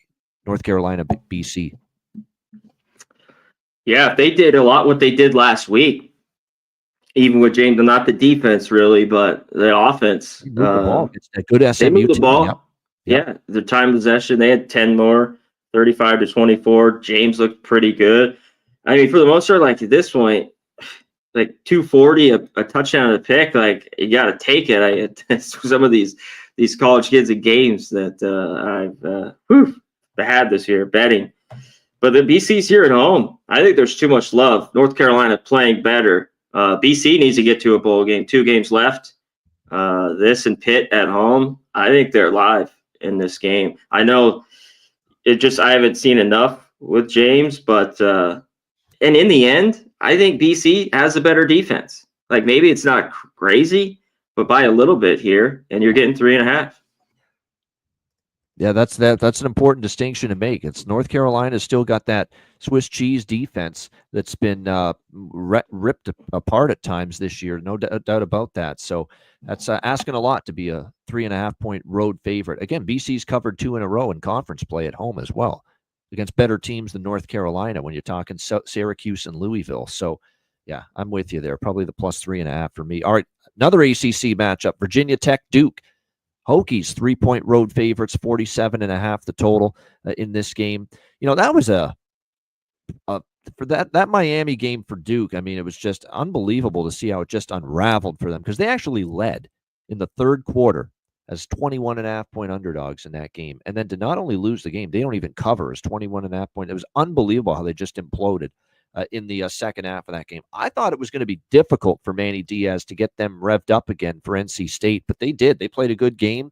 Great bounce back effort, 29-19 against NC State. Defense really played a lot better. Shut down Bailey and the NC State offense. They did enough on the offensive side with Malik Murphy throwing the ball. We'll see how they fare here against Virginia Tech. Now, Virginia Tech's off back-to-back losses coming into this game. Both teams are off a bye week as well. Coming into this one, but Virginia Tech lost to Syracuse 38-31, and they lost at home to Clemson 24-14. We'll see if they can bounce back here in this game. Now, again, as far as their quarterback situation is concerned, they did see their quarterback Drones get banged up a couple games ago. I definitely think last game in particular, when you look at it, he was definitely playing through something against Clemson because he didn't look sharp. He looked like he's battling some kind of injury there from what he sustained. He was taken out of that game against Clemson with the struggles, and they ended up putting in Colin Schlee as the quarterback at the end of that Clemson game. Where do they go this week? I see Kyron Drones listed as questionable, so maybe it is Colin Schlee, who was initially at Kent State, that's going to get the start here in this game. But, I kind of lean Duke here a little bit. I mean, this Duke team just they won't go away. Let's not forget, they're getting penalized for that Miami loss by 22 because it looks so bad, but they were leading that game in the third quarter outright. They were leading that game, and then it just imploded. And don't forget, they took SMU at home right down to the wire, and in overtime, they lost by 28-27. So Virginia Tech, with the concerns about the health of Drones, and they've now all of a sudden, after that great little run, they've now come back down with 2 losses to Syracuse and Clemson. I mean, at +3, I'm interested in Duke as a home dog here. C-Mac, what do you think? Yeah, the question marks with Virginia Tech. I'd like to see Schlee. He is what he is. A decent runner, but not a great passer. Yeah, I mean, nobody could stop in the end Miami, at least their offense, and Duke couldn't. But Malik Murphy, he threw for a ton. He took out the gun and shot himself in the foot. I mean, he had 3 picks in that game, about why they were up. Another game where all those interceptions, especially in the second half, you will not win a bet when that happens. I think this game's close. I want Duke. Duke's got the better defense, I think, a little bit. Nothing flashy. They're very good. They bounce back against NC State. And other against Miami, Florida State wasn't a great win. They should have covered against Georgia Tech. That was a late touchdown. They missed a field goal for that. And they took care of business against everyone else. So why would I want to go against them here at home? Duke here, +3, and lean under. I think this I just total circled here that this is low scoring. All right, next up, Colorado and Kansas. What an interesting Big 12 matchup this is. We've got Colorado 3-point road favorites, 59.5 the total. Kansas, they were spoilers to another Big 12 team's dreams last week, handing BYU their first loss of the season. Can they do so here and at least attempt to spoil Colorado and their look to get into the Big 12 championship game? They're 6-1 atop the conference, tied with BYU. But again, Arizona State is still in the mix. Even Iowa State still hanging around. There is a pathway for Iowa State, but less likely for them. Of course, BYU and Arizona State playing almost like an elimination game for the Big 12 championship and the college football playoff. That's a huge game. We'll talk about it later.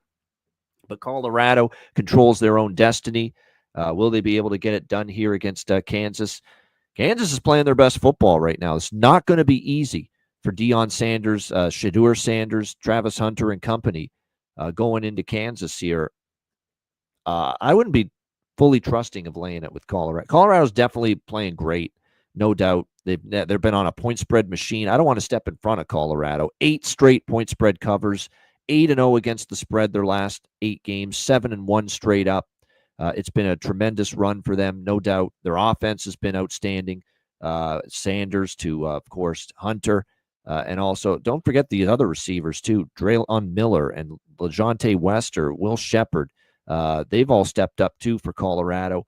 And the defense, which was much maligned, starting to get better for this Colorado Buffaloes team. They have played better defensively as well. But here's Kansas, that since their bye week prior to playing Houston, they've covered 4 straight. And they probably could have beat Kansas State, the one loss, by 2. So, great game. It really is. Not a game I have a strong feel on because I don't want to get in front of Colorado, but you want to get in front of Kansas. I mean, Kansas has turned it on, and Daniels is starting to play like the quarterback, and Neal is running the football well for the Jayhawks right now. And their defense is not playing as bad as it did earlier in the year. So, great game to watch. It's just, for me, 2 teams, it's hard for me at the moment to step in front of either one. I would lean Kansas, though, at 3. I got the funny feeling, though. It's going to be a tough game for Deion to go in there and try to win it. What do you think here, C-Mac? Colorado, Kansas? Yeah, I think so, too. And it's tough because Colorado's just red hot. We'll see. But I think Kansas, getting that win, I mean, which was just a dogfight. Both those teams just didn't get much. All the defenses were really good in the BYU game, and they got the stops when needed there late. And I think they want to go bowling here. They now 4-6, Savannah. Like we can win this. And at Baylor next week is winnable. Yep. Yeah. So, but Colorado, I thought Arizona, they kicked their ass. They've looked pretty good on the road. I think they got a little bit lucky and some breaks against Texas Tech. So this will be a big one, but everything's gotten a little bit better for Colorado. Maybe the defense isn't great, but it's improved. The offensive line is a little bit better. Man, this one's tough for me. I mean, Kansas from the last 2 weeks. For me not to be all over BYU at night, I knew that was a stay off. I didn't bet that game at all, and I loved them the week before, the 2 weeks before that with Kansas. So I just saying, if you love Colorado and they've been making you a lot of money, look out here this week. Look out. The thing I would really be fearful of is Kansas has been a little bit weaker in the secondary than up front defensively against the run. They've been weaker against the pass. And Colorado, like majority of their offense is through the air with Sanders. Yeah. And that's a matchup concern. Could this game maybe get over the total? Because I think Kansas can move the ball a little bit on Colorado, maybe lean over. But like I said, I think it's difficult to get in front of either of those teams at the moment there. All right, Ole Miss and Florida. Ole Miss 10-point road favorites, 55.5 being the total. In this game, Florida, credit to them. They get the job done, and they put the final nail in the coffin of LSU and their playoff hopes with a 27-16 win over the Tigers last week. I mean, Billy Napier's team, incredibly, 4-3 straight up, 6-1 against the spread for Florida in their last 7 games. Turned into a bit of a nice little point spread darling here down the stretch after a dismal start to the year. Ole Miss is off a bye. So extra time to prepare following the big win against Georgia. So you thought maybe after the Georgia win, a letdown or a hangover, but they have the bye week, which should help them to maintain their focus. And they have this game and then Mississippi State in the Egg Bowl next week to wrap up the season.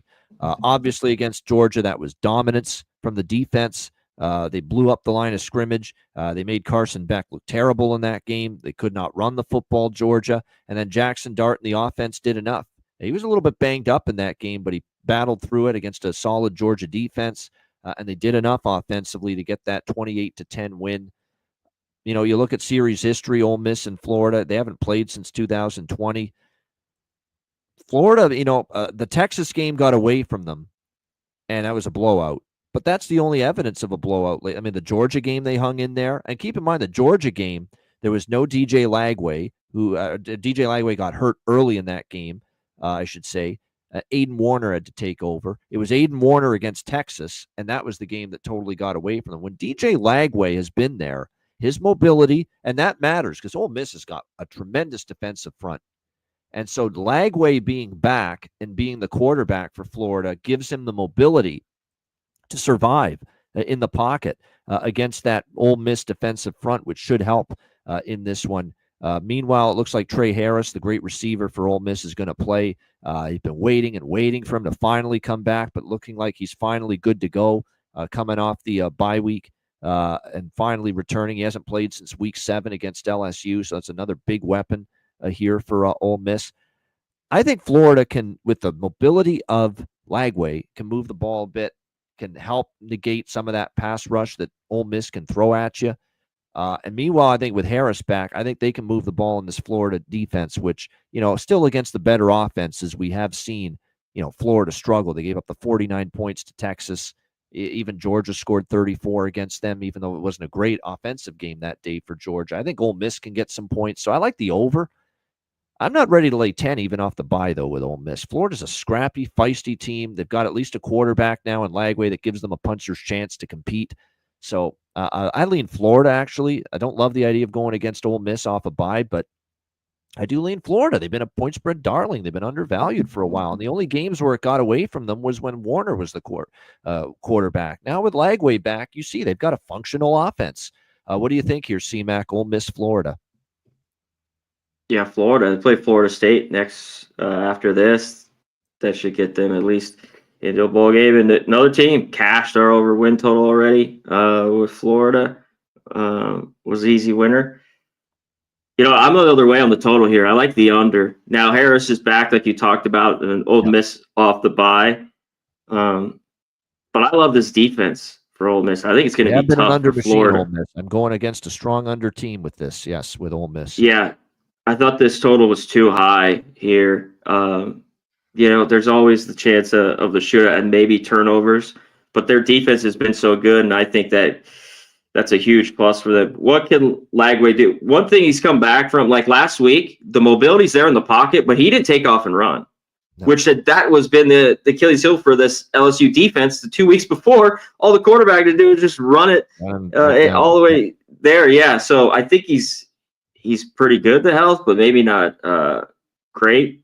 But they did enough in this game. They're fumbling the ball, LSU did, and Florida, and they're solid at home here. So, yeah, I just like the under in this game. I think Ole Miss defense comes to play. And, Florida's defense it's been spotty. It's looked good at times. It's looked horrible. But I think they come to play. I mean, how can you not with Ole Miss off the bye coming to town? Jackson Dart, all this face paint, Trey Harris, all this. So, yeah, under here. All right, under for C-Mac with Ole Miss and Florida. It's a very interesting game. You're right, Lagway did not run it at all, really, last week against LSU. He's capable of it, but maybe there's something about the injuries coming off that's making him reluctant. Well, hopefully he's in a better because they're going to need something, I think, from him as far as getting outside the pocket against that great Ole Miss defense. If Florida's going to be able to hang in that game. All right, Marshall and Old Dominion. We've got the Monarchs, 2-point home favorites, 52 the total. Marshall in control of their destiny in terms of the Sun Belt Championship game. They're alone at the top, 5-1 in conference play going into this game against Old Dominion. And yet, they are road underdogs here. How about that against Old Dominion? Now, they do have a couple of question marks at receiver, or they got their running back and one of their receivers questionable for this game. Maybe that's playing a role, but pretty interesting that we're talking about a 5-1 team in conference play, better conference record than their opponent here, and they're road underdogs in this game, which speaks to Old Dominion getting respect. And I get it. Old Dominion, Colton Joseph's been great. I know they lost last week to James Madison, but it was a game that they had every opportunity to win. 35-32. It went back and forth. Defense did struggle, but a lot of defenses have struggled with JMU. But the offense is very good. Colton Joseph can throw, he can run. It's very much like John Mateer. We've talked about that, similar profile. of quarterback. We'll see how they fare in this game. I thought that this total was a little light because Old Dominion, I certainly trust them more offensively than defensively. Marshall, meanwhile, you look at their offense, it's starting to really get going. They have scored 28 or more points now in 4 straight games as of late. Braylon Braxton is really starting to hit the ground running, can run, he can throw for this Marshall team. He's gotten better and better each week. This game, I think, definitely can get over the total. 52 felt a little bit light. I have been higher on Old Dominion than a lot of people, and I know Marshall's great, but Old Dominion, I think the fact that they're home favorite speaks volumes here against a 5-1 in conference play Marshall team with everything to play for. I wouldn't be shocked to actually see Old Dominion win this game at home. Keep in mind the App State game they should have won. James Madison was back and forth last week, so I actually do lean Old Dominion here. Maybe to pull it's not an upset now because they're favored, but I think they're favored for a reason here against Marshall. It's a very good offense right now. Joseph's been great, and Marshall one thing I'll say about Marshall, look who they've played lately. ULM, Southern Miss, and an underachieving Coastal Carolina team.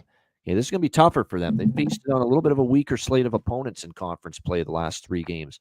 So I think Old Dominion, it's telling that they're home favorites. I think they're home favorites for a reason. I think they can win this game. I like the over more than that as well. What do you think here, C-Mac?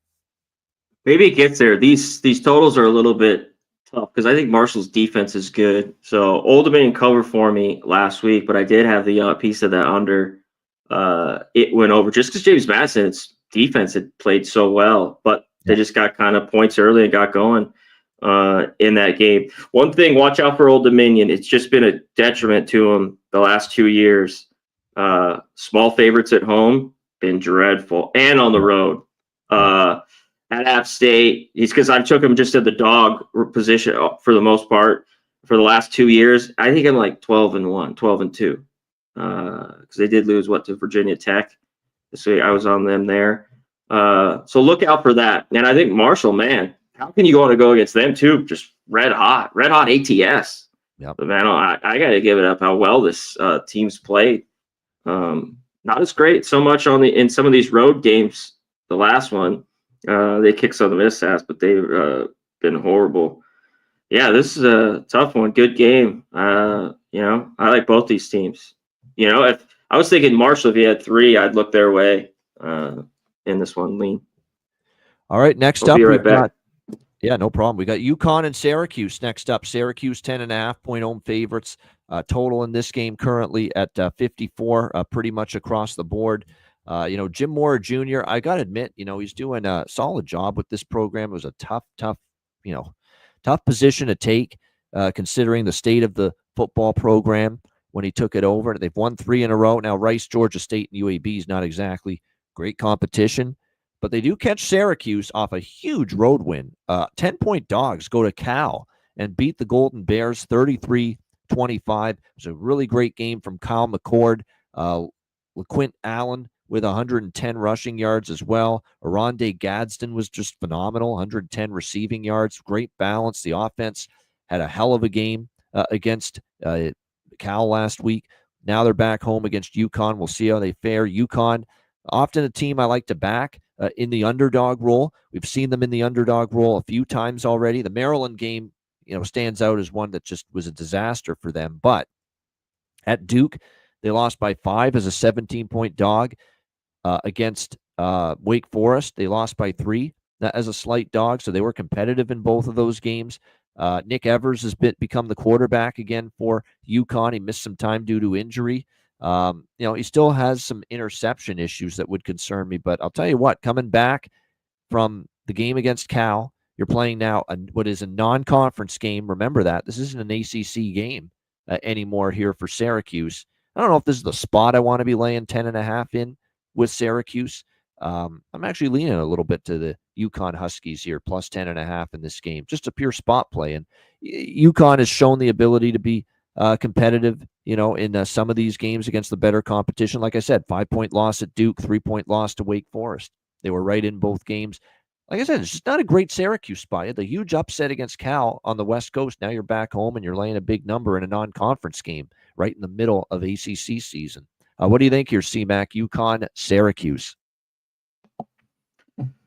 Yeah, I don't know if I want UConn. I don't want Syracuse. I couldn't believe the line kept moving. I'm like, what is going on here? And then Syracuse comes out and stomps them. Yeah. But man, I'm like, and they should have scored more than a couple of those goddamn field goals. The game barely got over. I had the over too. It just got over. But Cal came back in the second half, but just some mistakes early, and that offense with McCord was humming. Yeah, they're back here at home. I don't want to lay double digits. UConn just doesn't do enough things right. Their defense is okay. Their offense isn't flashy. I kind of lean them though. I take them or nothing here. 10.5.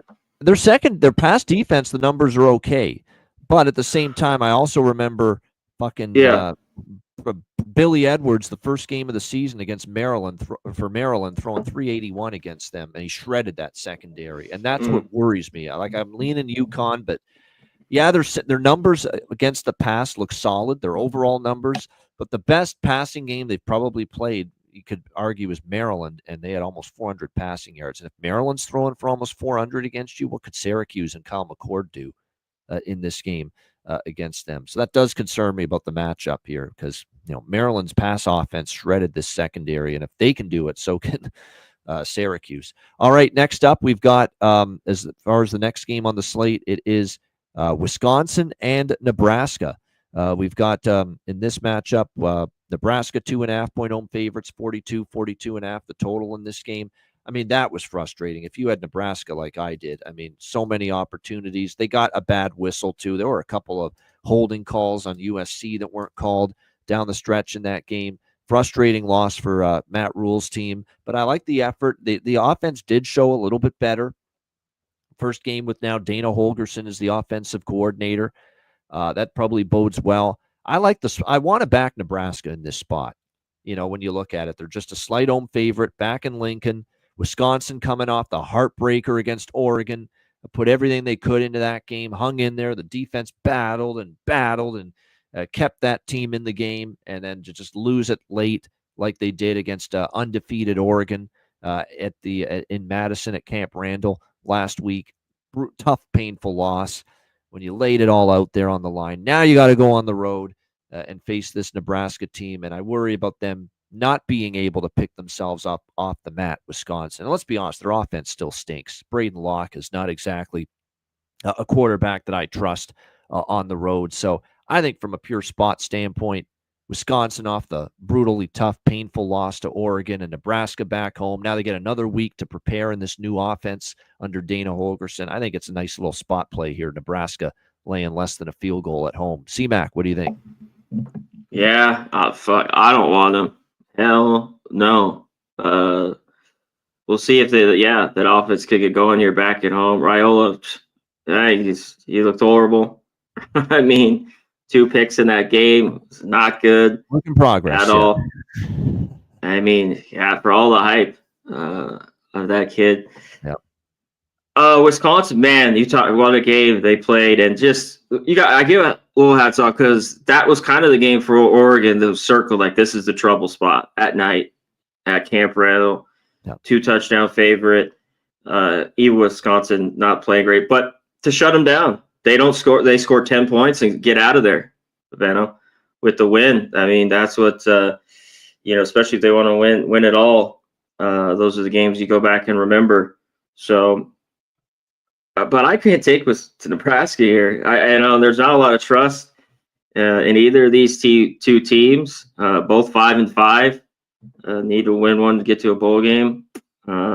Wisconsin, the past 2 years too, has just owned them, and this has been a bet for me too, even a little bit. But man, better teams, and Nebraska has been probably pretty good the last 10 years, but 5 or 10 years. But man, I remember they just always lose. So Wisconsin or nothing here. Leaning Wisconsin, I'm leaning the other way with Nebraska. I know Nebraska's it's rough to take Nebraska right now, but I don't know if Wisconsin what they've got in them after that Oregon game. We'll find out. Penn State, Minnesota. Penn State 11.5-point road favorites. Minnesota 11.5-point dogs. 5, the total in this game. No, yeah, 45 pretty much across the board. I mean, I'm not going to get involved probably here. I mean, Penn State's one of those teams, if they want to, they can win this game by 14, 17, 21 points. They have been decent in these bigger favorite roles. But at the same point in time, Minnesota's off a bye week. That's a benefit for them and PJ Fleck, extra time to prepare. But obviously, they lost at Rutgers 26-19 before the bye. And I know they went on that great streak, USC, UCLA, Maryland, and Illinois. Penn State's a good class or two above all those teams right now. But Minnesota is off a bye, so that's probably going to keep me off any interest in Penn State. But I'm not rushing to take Minnesota here either, so I don't know if I get involved. C-Mac, what do you think here? Yeah, there was the middle of some of these games this week. This is not a good spot for Penn State. I don't think after Definitely just the easy win. Advantage Minnesota, 100%. I just don't trust them enough. Yeah, it's tough for me to and they've kind of shown who they are. Kind of went on that run, ATS. Then that loss, but I mean them in this game, and I think it's low scoring. You wanted points in a game where I don't think there's going to be a ton of points at all. So for me in this one, I lean under and Minnesota. One thing we have to keep in mind too, that was a pretty damn fucking miserable Purdue team that Penn State feasted on last week, 49-10 in that game. And let's be honest, since they have a 31-14 loss to Iowa. A game where it got away from Minnesota, and a lot of that, I think some of it was turnover related as well from Brosmer. But other than that one loss, the other 3 losses this year for Minnesota, by 7, by 3 at Michigan, and then by 2 against North Carolina, the first game of the year. So, they haven't been blown out a ton, Minnesota, this year. So do they keep it? And they're off a bye. I agree. I'm leaning Gophers, but gosh, that offense, they got to keep this game tight. That defense going to have to force some turnovers, hold the field goals. Drew Aller in the offense, because that offense is not a come from behind offense. They got to keep this within arm's reach from start to finish if they're going to cover that number. They are off a bye though, and the late season bye weeks matter. And Penn State does have a game with it's Maryland. It's not a huge look ahead, but final home game next week. Iowa, Maryland. We've got Iowa 6.5-point road favorites in this game, 46 the total. Lots of money coming in on Iowa here, pushing this all the way up to 6.5 against Maryland. We'll see how it plays out. But Iowa obviously coming off the 20-17 loss against UCLA last Friday night. I took UCLA plus the points in that game, so I was happy to see that come through. Meanwhile, Maryland, 3 straight losses for them. Blowout loss at Minnesota, 39-18 loss at Oregon, 31-17 loss to Rutgers. Their defense has also crumbled in recent weeks, cannot get stops right now at this point in time. You would think Iowa's offense, look, with Sullivan at quarterback, he's been, I guess, marginally better than McNamara at quarterback, but at the same time, the key for Iowa is, are they going to be able to run the football? Because if they are able to run the football, that's going to open everything up for the offense. If they can get Caleb Johnson going, they are going to have success on offense against any team they play. And unfortunately, though, for Iowa, is Maryland's actually been better against the pass, or better against the run, rather, weaker against the pass, but very solid against the run. So, if Johnson's held in check, are we going to get enough from the quarterback here for Iowa and play enough at a high level to be able to say, yeah, let's lay 6.5 on the road here with Sullivan here in this spot for the Iowa Hawkeyes? I'm not sure I'm ready for that at this point in time. I would lean a little bit to the over just because Maryland has been an over machine. Their defense is mangled. It's struggling, and they have some injuries on that side of the football right now. But their offense is still somewhat capable with obviously Edwards at the quarterback spot to be able to. And look, let's be honest, the Iowa defense has not been as good as it was last year. They have certainly given up more yards and more points. So maybe a modest lean over 46 here. C-Mac, what do you think? Yeah, I take the over here. I think this Maryland defense is horrible. Yep. It is right now. And Iowa should be able to score on them. Edwards is just going to want to throw it. They can put up some points. And Maryland just, in that game, And it just like got worn down. See these teams that they just get their ass kicked in the fourth quarter. They gave up a couple touchdowns, and that was the ball game to Rutgers. And they've been, man, not good. Losers of what? 5 of 6. It's just been fall off for them. I think Iowa beats them here. I mean, it's just you want to lay the 6. I think they could even cover here, and I think you could get over. All right, we keep the Big Ten theme going, and this is obviously big noon on Fox on Saturday. Can't wait to see it. Indiana, Ohio State. Ohio State 12.5-point home favorites, 52 the total. So this is basically, you have either one of two thoughts here. One is Indiana's feasted on a weak schedule. And has it been a weak schedule for the most part? Yes. FIU, Western Illinois, UCLA, Charlotte, Maryland, Northwestern, Nebraska's turned out to be not as good as people thought. Washington, Michigan State. Michigan's down from last year, not close to the championship team they were last year. It's a weak schedule for Indiana, but all you can do is play who's on your schedule. And they have not only played these teams, they've been dominant in these games. That being said, the Michigan game, the most recent game for Indiana, and they do have the bye week. Ohio State does not. So Cignetti's got time to get a game plan together and get this Indiana team as ready as they possibly can be to take on this Ohio State team. But that Michigan game I think Michigan's the closest comparable to Ohio State for what Indiana's faced. And in that Michigan game for the first time all year, that semi-comparable. But for the first time all year, CMAC, they got bogged down on offense a little bit. Like they struggled to move the ball. They struggled along the line of scrimmage in the second half of that game. It was definitely one of the weaker performances from Curtis, Rourke, and that offense. And that was against Michigan. Now you're going to have to face someone that's a lot better as far as Ohio State. So there are concerns about punching above the weight class a little bit here for Indiana. But you're still talking about a team that's got a lot of continuity with a lot of the JMU transfers. You've got a well-coached team because he's done a great job. Time to prepare. I have not moved on this yet because there is a worry for me that just Ohio State's flat out better athletes, which is all true. There's no doubt. Certainly the better defense. An offense that's really going to pose a lot more problems for Indiana's defense has been good, but they faced a lot of weak offenses, a lot of weak quarterbacks. And now you're going to face, Will Howard at quarterback. You're going to face Travion Henderson and Quinshon Judkins at running back. You're going to face Jeremiah Smith at receiver. You're just going to deal with a much tougher offense to stop for Indiana. But there's something about this coach, Cignetti. He just finds a way. He was a point spread machine at James Madison. He's been a point spread machine this year at Indiana. And if this gets to 14, which I'm praying it does, it's already gone up from 11.5 to 12.5 and even 13 starting to show up. This gets hot. If this gets to 14, I will be for sure taking a shot with Indiana, who've been just too good to me all season long, not to maybe take them at that number. Right now, I still lean Indiana, but boy, if I can find 14, count me in. CMAC, interesting game.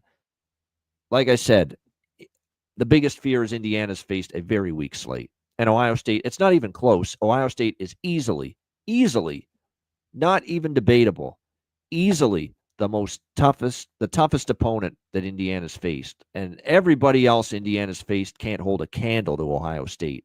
Does that mean Ohio State blows them out? Or can this Indiana team just be what they've been all year, undervalued, underrated, and give Ohio State a game here at the Shoe? What do you think? I think they can. I mean, when you look at this, some people think maybe this is, low here, by low on a Ohio State team.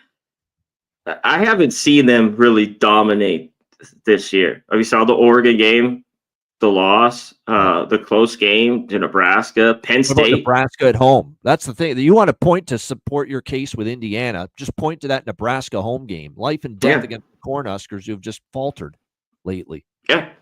So, I mean, how can you not? You've been on Indiana all year. I guess, wait a little bit. And Ohio State, it happened last week a little bit. We've talked about this team's slow starter.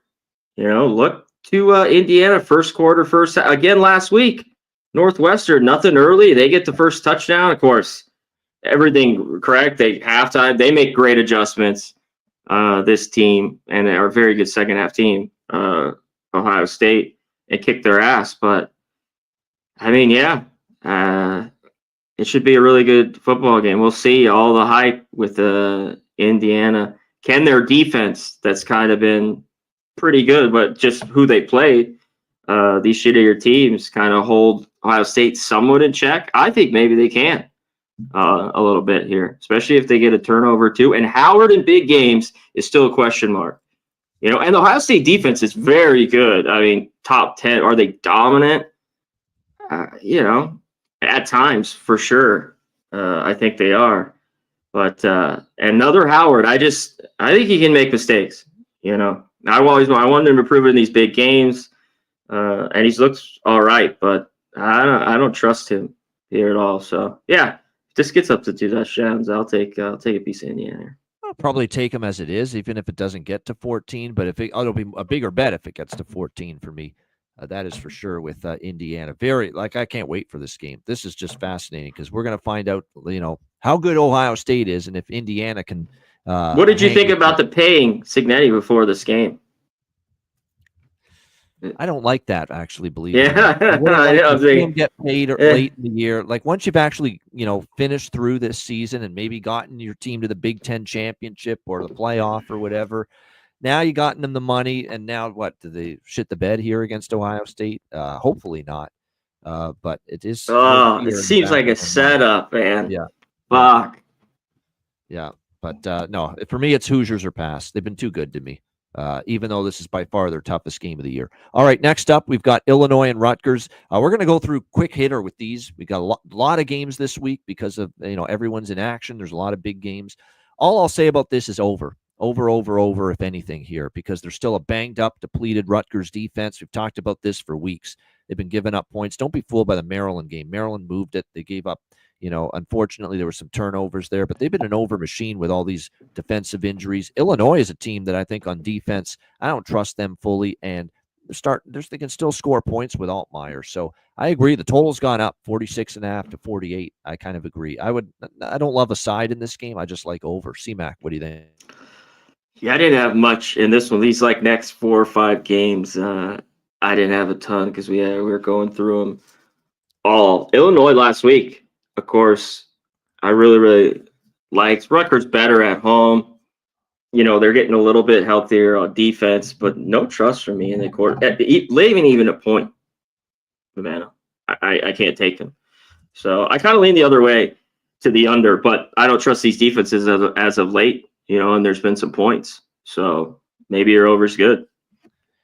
Northwestern, Michigan. We've got Michigan 12-point home favorites in this game. The total 37.5, low total, which speaks to where these two offenses are right now. Obviously, we know that Michigan's run the gamut on offense. Jack Tuttle was in for a bit. He's now done for his career.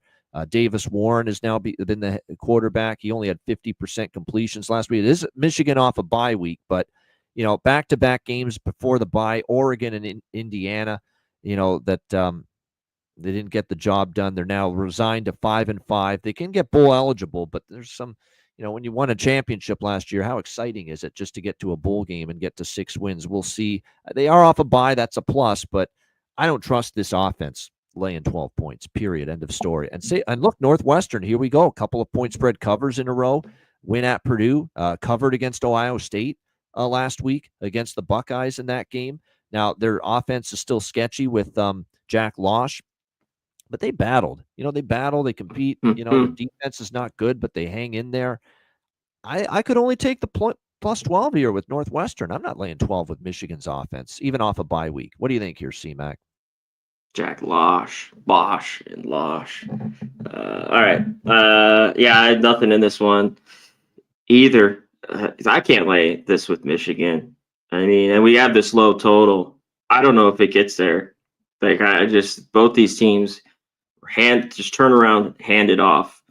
And this one, Northwestern, as much as they've got their ass kicked too in years past to Michigan, they've had some games where they kept it close. So this is definitely not a great Michigan team this year. So look out. UMass and Georgia.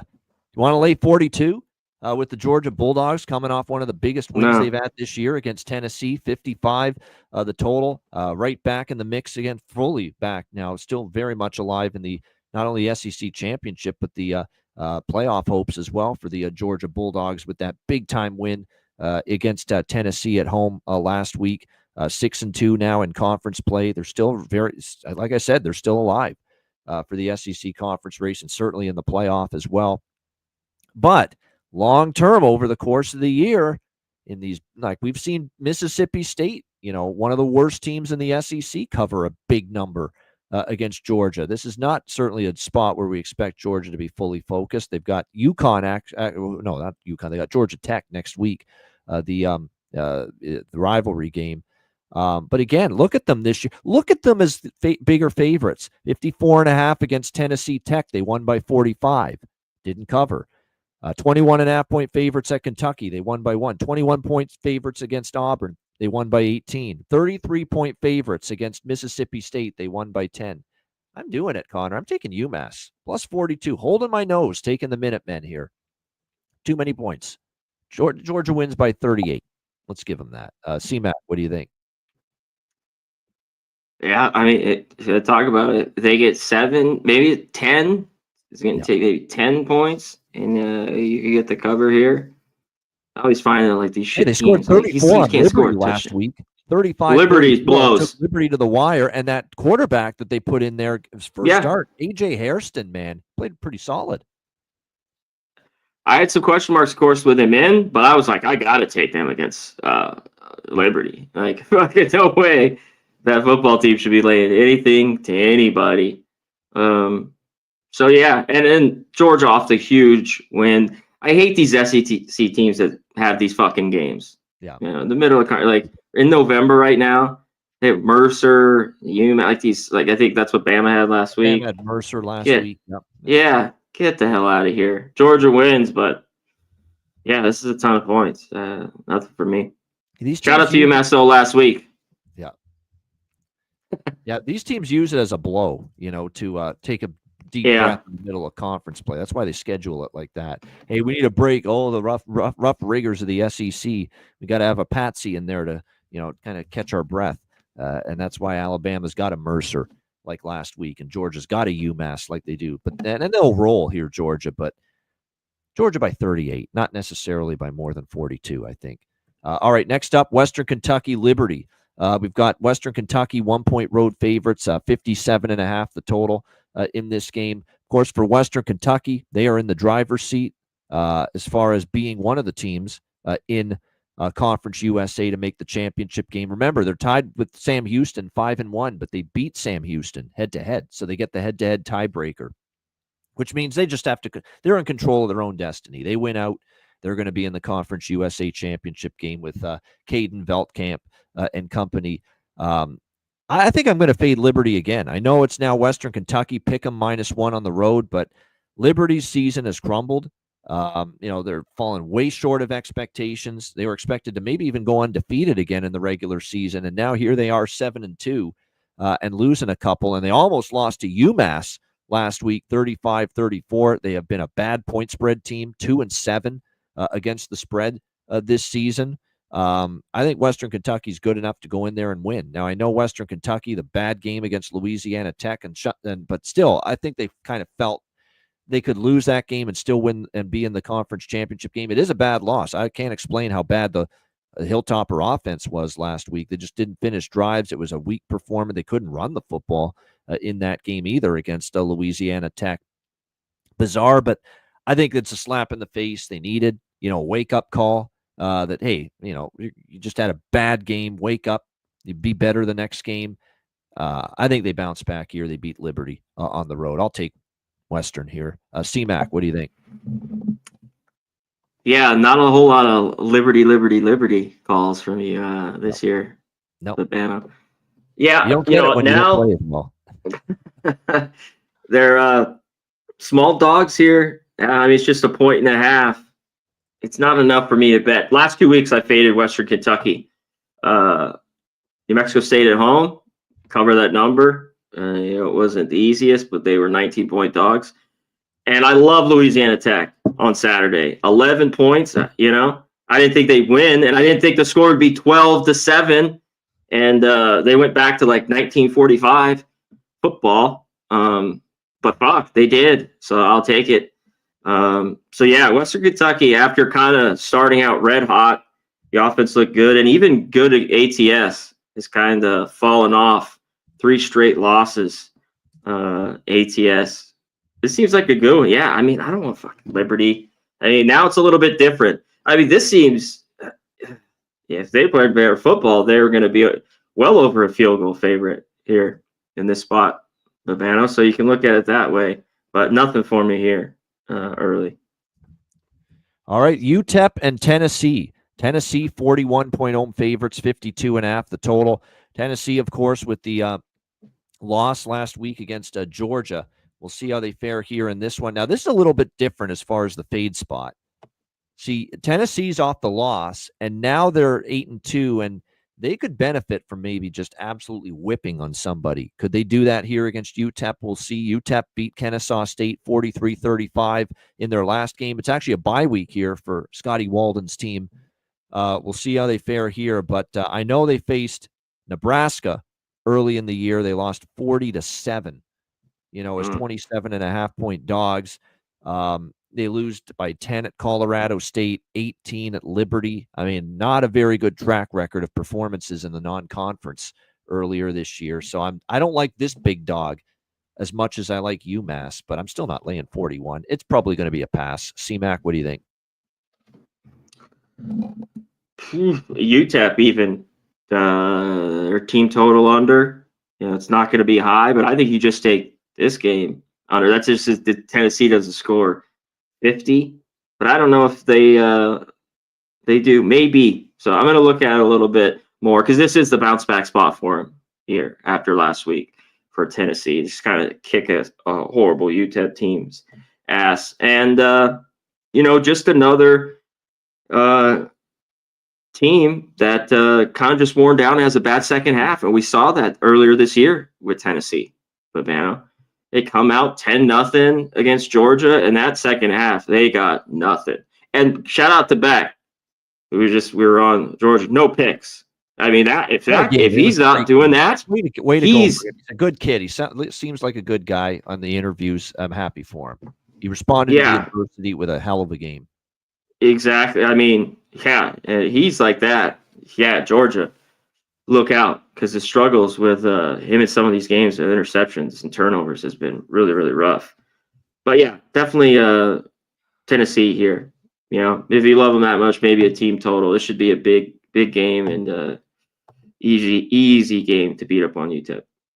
No doubt. Shout out to John Zielinski. Good stuff, guys. Appreciate the show. Thank you, John, for those kind words. Picks from Dave. Good to always see picks from Dave in the chat. Nick Alvento, Kongs Clips, and Sean Kelleher. Love the breakdowns, guys. Great insights. Thank you, Sean. Appreciate everyone for the kind words and joining us. All right, Iowa State. We got to go real quick, a little rapid fire, like Babana said. We had a few more games this week than normal. Yeah, it's because there's less bye weeks. That's exactly why. Everyone's bye weeks playing. are almost over now. For them, there's a few that are still on bye, but not many this week. All right, Iowa State and Utah. Big 12 action. Iowa State 6.5-point road favorites, 42 the total. I just don't bet against Utah as a home dog. I won't. But, I mean, it's tough to take them right now. Their offense stinks. I mean, let's be honest. I mean, their offense has got problems. And even their defense is starting to crack a little bit. Like Colorado moved the ball up and down against Utah last week. And Iowa State does have a good offense. And Iowa State's still got outside chance maybe of Big 12 contention, although they got a lot that has to go their way. I just don't trust Utah enough. So I'm probably going to end up being off this game. Maybe a lean to the under. C-Mac, what do you think? This is one, if it was more than the touchdown, I think you take Utah. We saw it against BYU. The offense is horrible. And Colorado's just humming. The defense just, they couldn't stop them at all. I think this Iowa State team is just not very good. That's all. For everything they have, I think their defense is overrated. They had, and I think they've gotten worse this year. It's just such a bad Utah down year for them. It's just tough. Like normal spot, Salt Lake City, it's just back city, Savannah. But and this is a game I don't know with all that we have that I really want to bet. So just lean here to the Utes.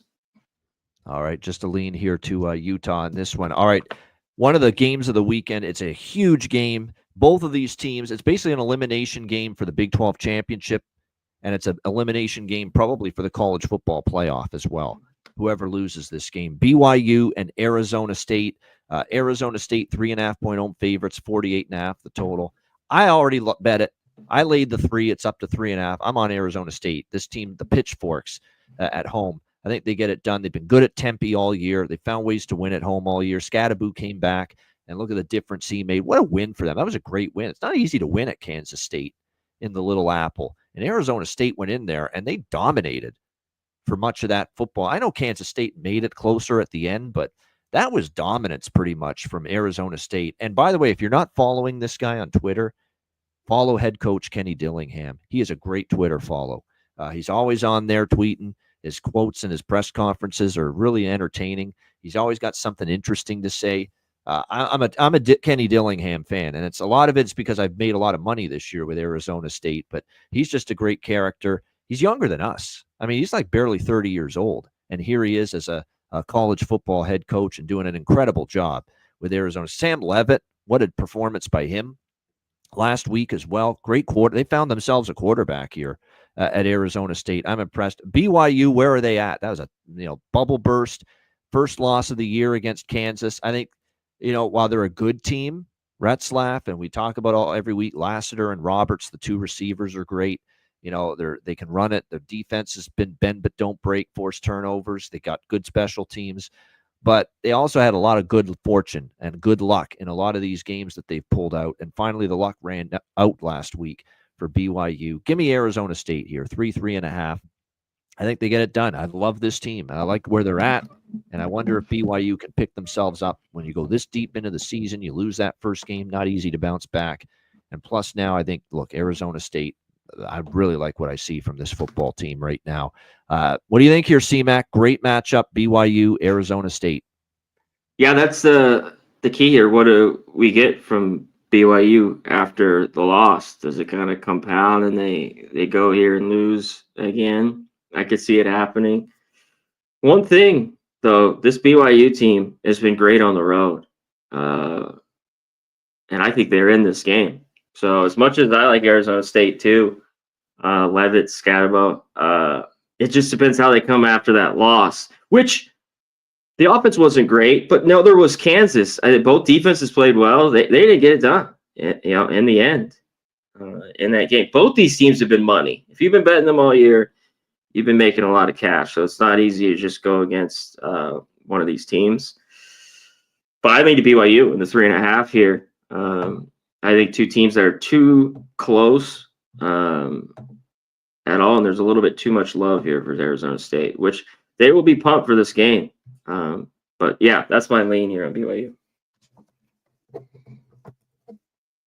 All right, next up, we've got Stanford and Cal, the big game.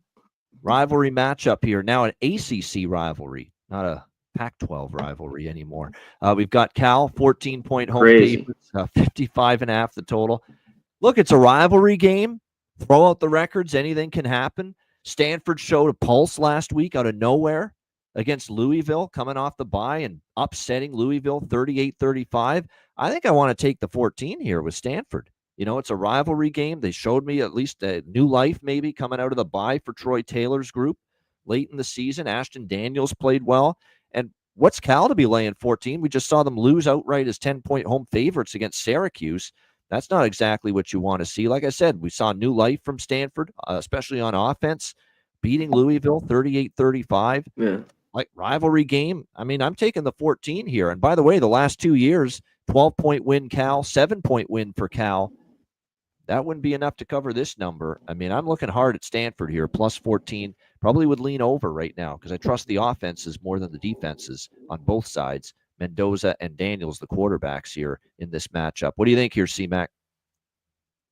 Yeah, I'm not going to mess with the total. Like Stanford, the offense comes, then maybe it could, but I'm going to stay away from that there. I'm going to take Stanford too. here, and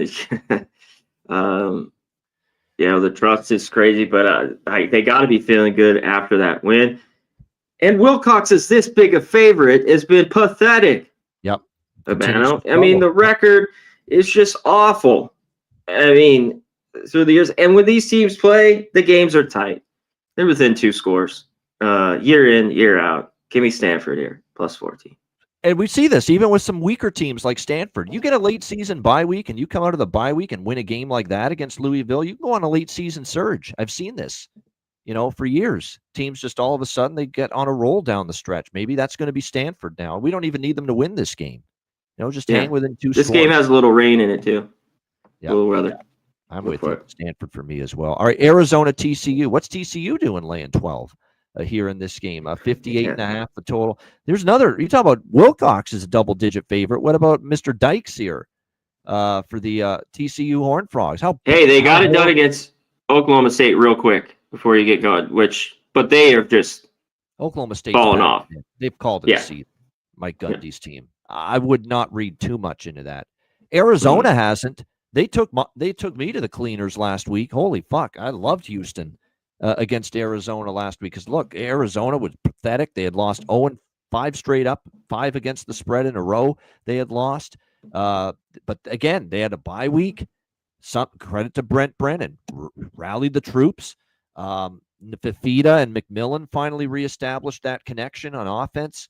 They moved the ball against a pretty Houston defense that had played pretty well a lot this year. And this defense had been shredded, and they completely made a mockery and a joke, quite honestly, out of Zion Chris. He was awful. I can't even say enough how bad Houston's offense was against Arizona. Just terrible in that football game. But credit to Arizona. Again, a team that's struggling, used the bye week to get right, get back on track, and that was their best game in weeks. And if they're anything close to that here, I mean, TCU prior to that one win and cover is a double-digit favorite against Oklahoma State. This team's been awful as double-digit favorites. They lost outright to the same Houston team as double-digit favorites, TCU, that Arizona just beat down. And TCU lost to them, Houston, outright as double-digit favorites earlier this year. Stanford, they didn't cover as favorites. LIU, they didn't cover as favorites.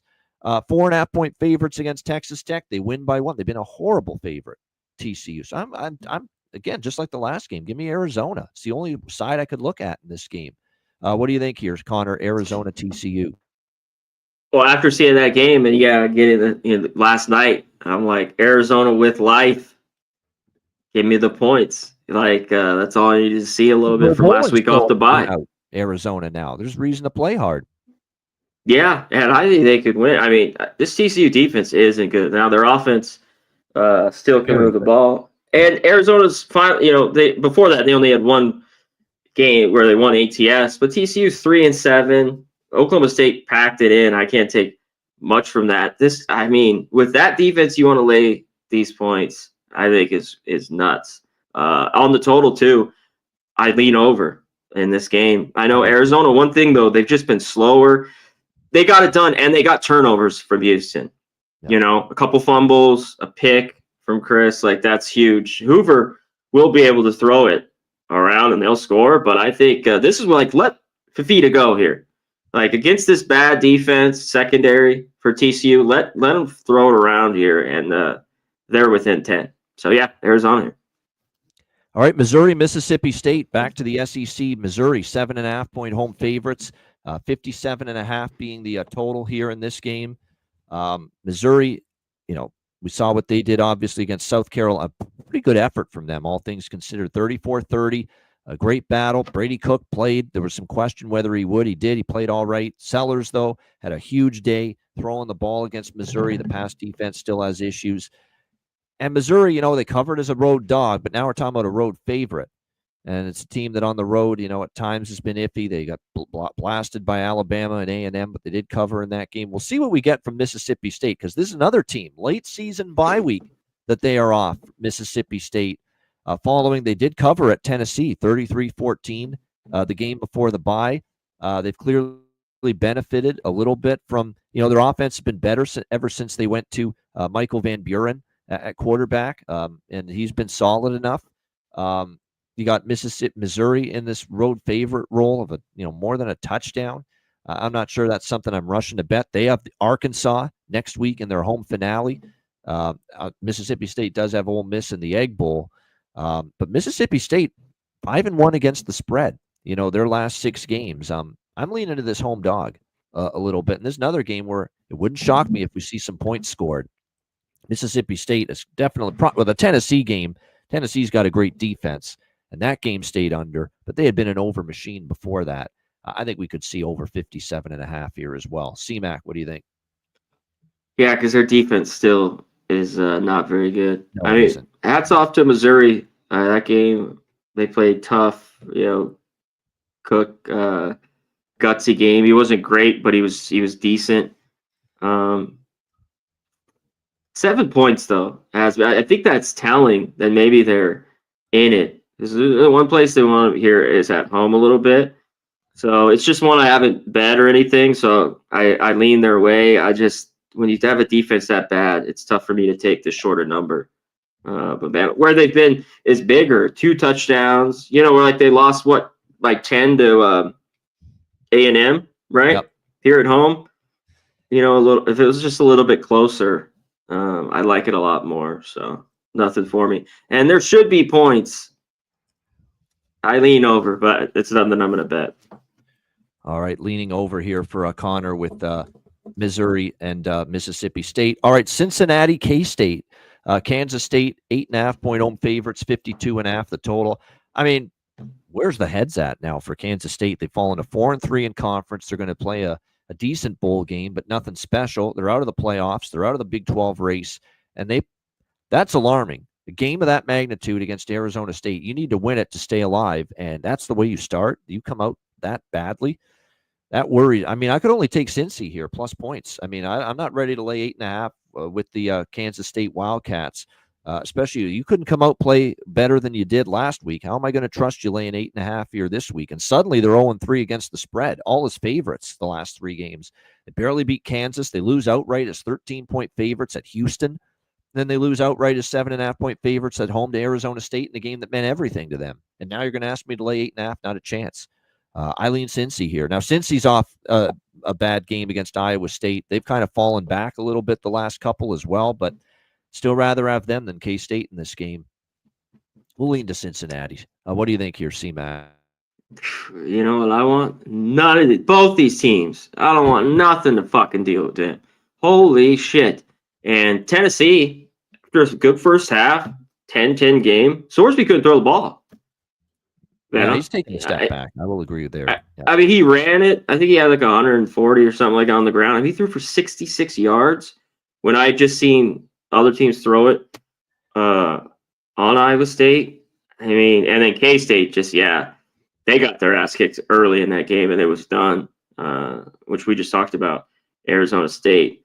This is just, stay away, way away, fade away.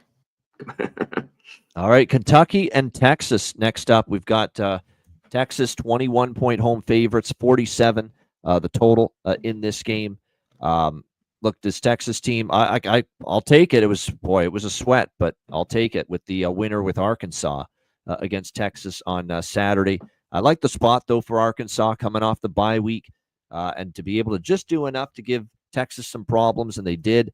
And the defense did just enough against Quinn Ewers to keep them in it, but Texas gets a workmanlike road win, 20-10 against Arkansas. Now they'll face a Kentucky team that's pretty much had a walkover last week against Murray State, 48-6. They had the win against Ole Miss. They covered in defeat at Tennessee, and they got blown out by Florida. So they've been all over the map, Kentucky, in their 3 previous SEC road games. One thing I do know is I don't trust their offense against this Texas defense. Vandegrift has been less than stellar, and that's putting it mildly. Now, Texas, when you look at their schedule, they've got at A&M next week. That's a huge game. Kentucky's got the annual rivalry game with Louisville next week, but probably a bigger look ahead for Texas. Does that mean Kentucky, with all these points, can hang? I don't know. I don't trust their offense enough. I lean under. C-Mac, what do you think? Yeah, I kind of lean to the under. When I was looking at this, it's exactly, can they score enough? And even in that game, they had a touchdown in the fourth. because I thought they kind of snuck in to cover against Tennessee. The one thing that would keep them in this game is the defense here. God, but their offense is just horrible.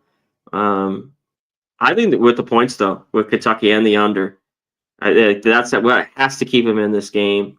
And like you talked about, Texas with that big game on deck. This kind of be just get in, get out here with the win. You know what I mean? Yeah, they sucked against Florida, but maybe that was awful. Maybe they didn't have full focus in that game, because you actually look at the other 2 road games when they were big dogs. Ole Miss, they won outright, and Tennessee, they hung in there and they lost by 10. So I'm 21. I'm kind of with you. I lean Kentucky. I can't lay this many with Texas in this spot.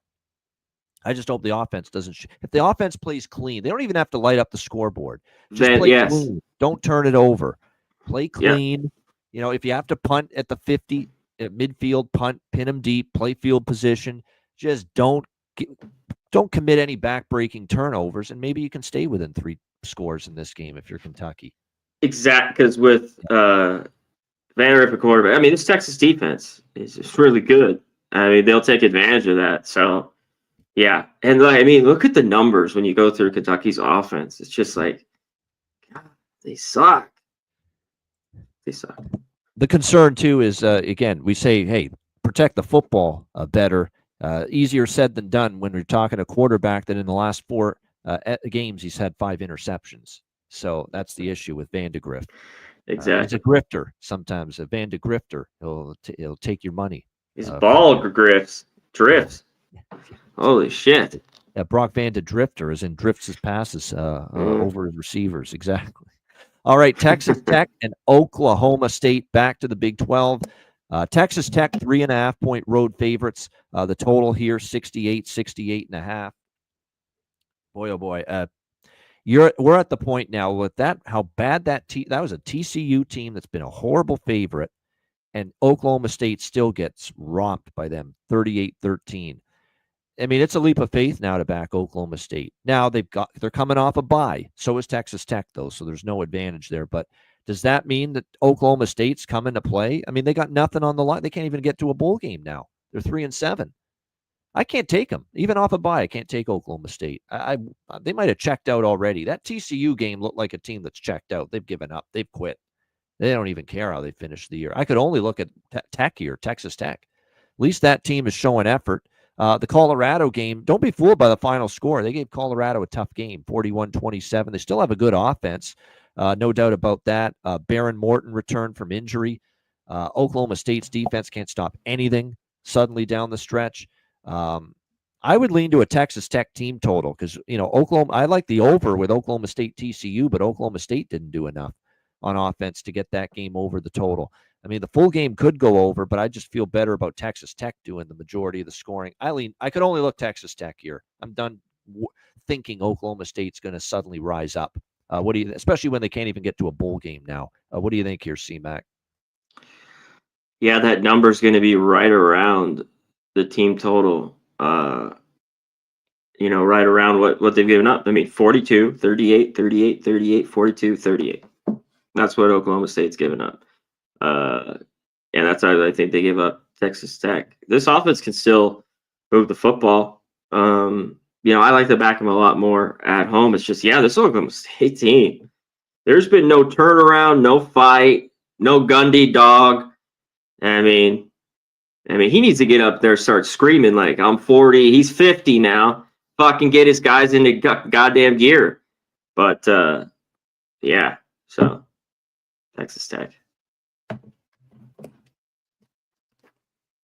All right, next up, we've got Louisiana Tech and Arkansas. Arkansas, 22-point home favorites, 49.5 the total here in this game. Do be a spot for Arkansas. Coming off the bye, heck of an effort against Texas last week, falls short. Again, just not enough consistency and precision on offense from Taylon Green and the offense. I thought the defense actually played a hell of a game for Arkansas, but just didn't do enough as far as offense to win that game. But the defense did hang in there in that 20-10 loss. Louisiana Tech, meanwhile, they've covered 3 in a row. Sam Houston State lost by 6 as 11-point dogs against Jacksonville State, the best team in Conference USA. 44-37 loss, took them down to the wire, covered as 10-point dogs. Western Kentucky, another great team in that conference, 12-7 outright win. What a job by the defense has suddenly picked up for Louisiana Tech. Evan Bullock and the offense kind of stepped back in the last couple games, 2 of the last 3, but man, the defense has really played a lot better. You can't love this spot for Arkansas. They play Missouri, and in between the Texas loss last week and Missouri in the rivalry game next week, they've got this non-conference game against Louisiana Tech. I know in the Skip Holtz era, this team was a good underdog. Not so much the last few years, but this year, the last 4 tries for Louisiana Tech as a dog, 4-0 against the spread, and the opponents were NC State out of the ACC, Sam Houston, Jacksonville State, and Western Kentucky were 3 of the better teams in that conference. I don't know. I'm tempted to take the points here with La Tech in this spot. C-Mac, what do you think? So am I. I'm 4-0 with them too. 3 times as a dog, and that first game against Nichols where they barely covered as favorites. It's pretty telling though, just because Arkansas, after that 2 straight losses, this could be a big win for them. And they need to win this to get to go bowling, because then they play Missouri right next week. So who knows what happens there? But La Tech, the defense has been better. Like last week, Bullock didn't have to do anything. We already talked about that in that game against Western Kentucky. But they've kind of just hung around. And if they score 2 touchdowns here, if they can do that, they're covered. If they do, I mean, can they do that? And I don't know if Arkansas is the team you really want to lay 3 touchdowns with. Like, I think this is a spot for them to win after back-to-back losses and a big win, Babano.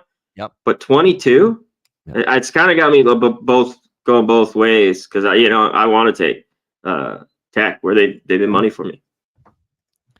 Yeah, and again for A&M, they want to get that 6th win and not take it to chance that you'll get it next week against Missouri. Like, you want to get the win here to get to that 6th win, but doesn't mean you have to get it by 23 points or more. So I'm definitely, it's for me, Louisiana Tech or nothing for me in that game. All right, Texas A&M and Auburn. Texas A&M 2.5-point road favorites, 47.5 the total in this one.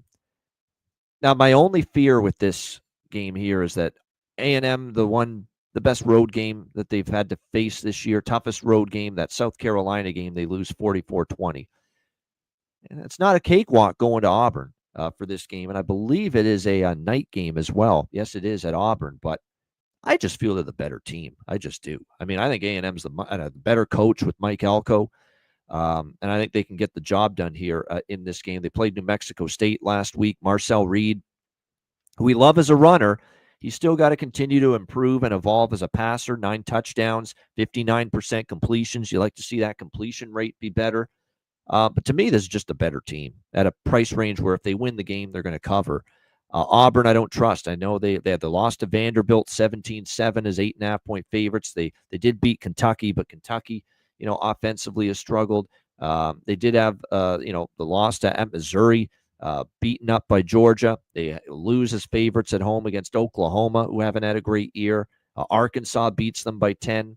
I know there's been glimpses of good play from Peyton Thorne at quarterback, but against this A&M defense, they're not going to make it easy on him. I just feel it's a cheap price for the better team, better coach, and I like Elko more than I like Hugh Freeze.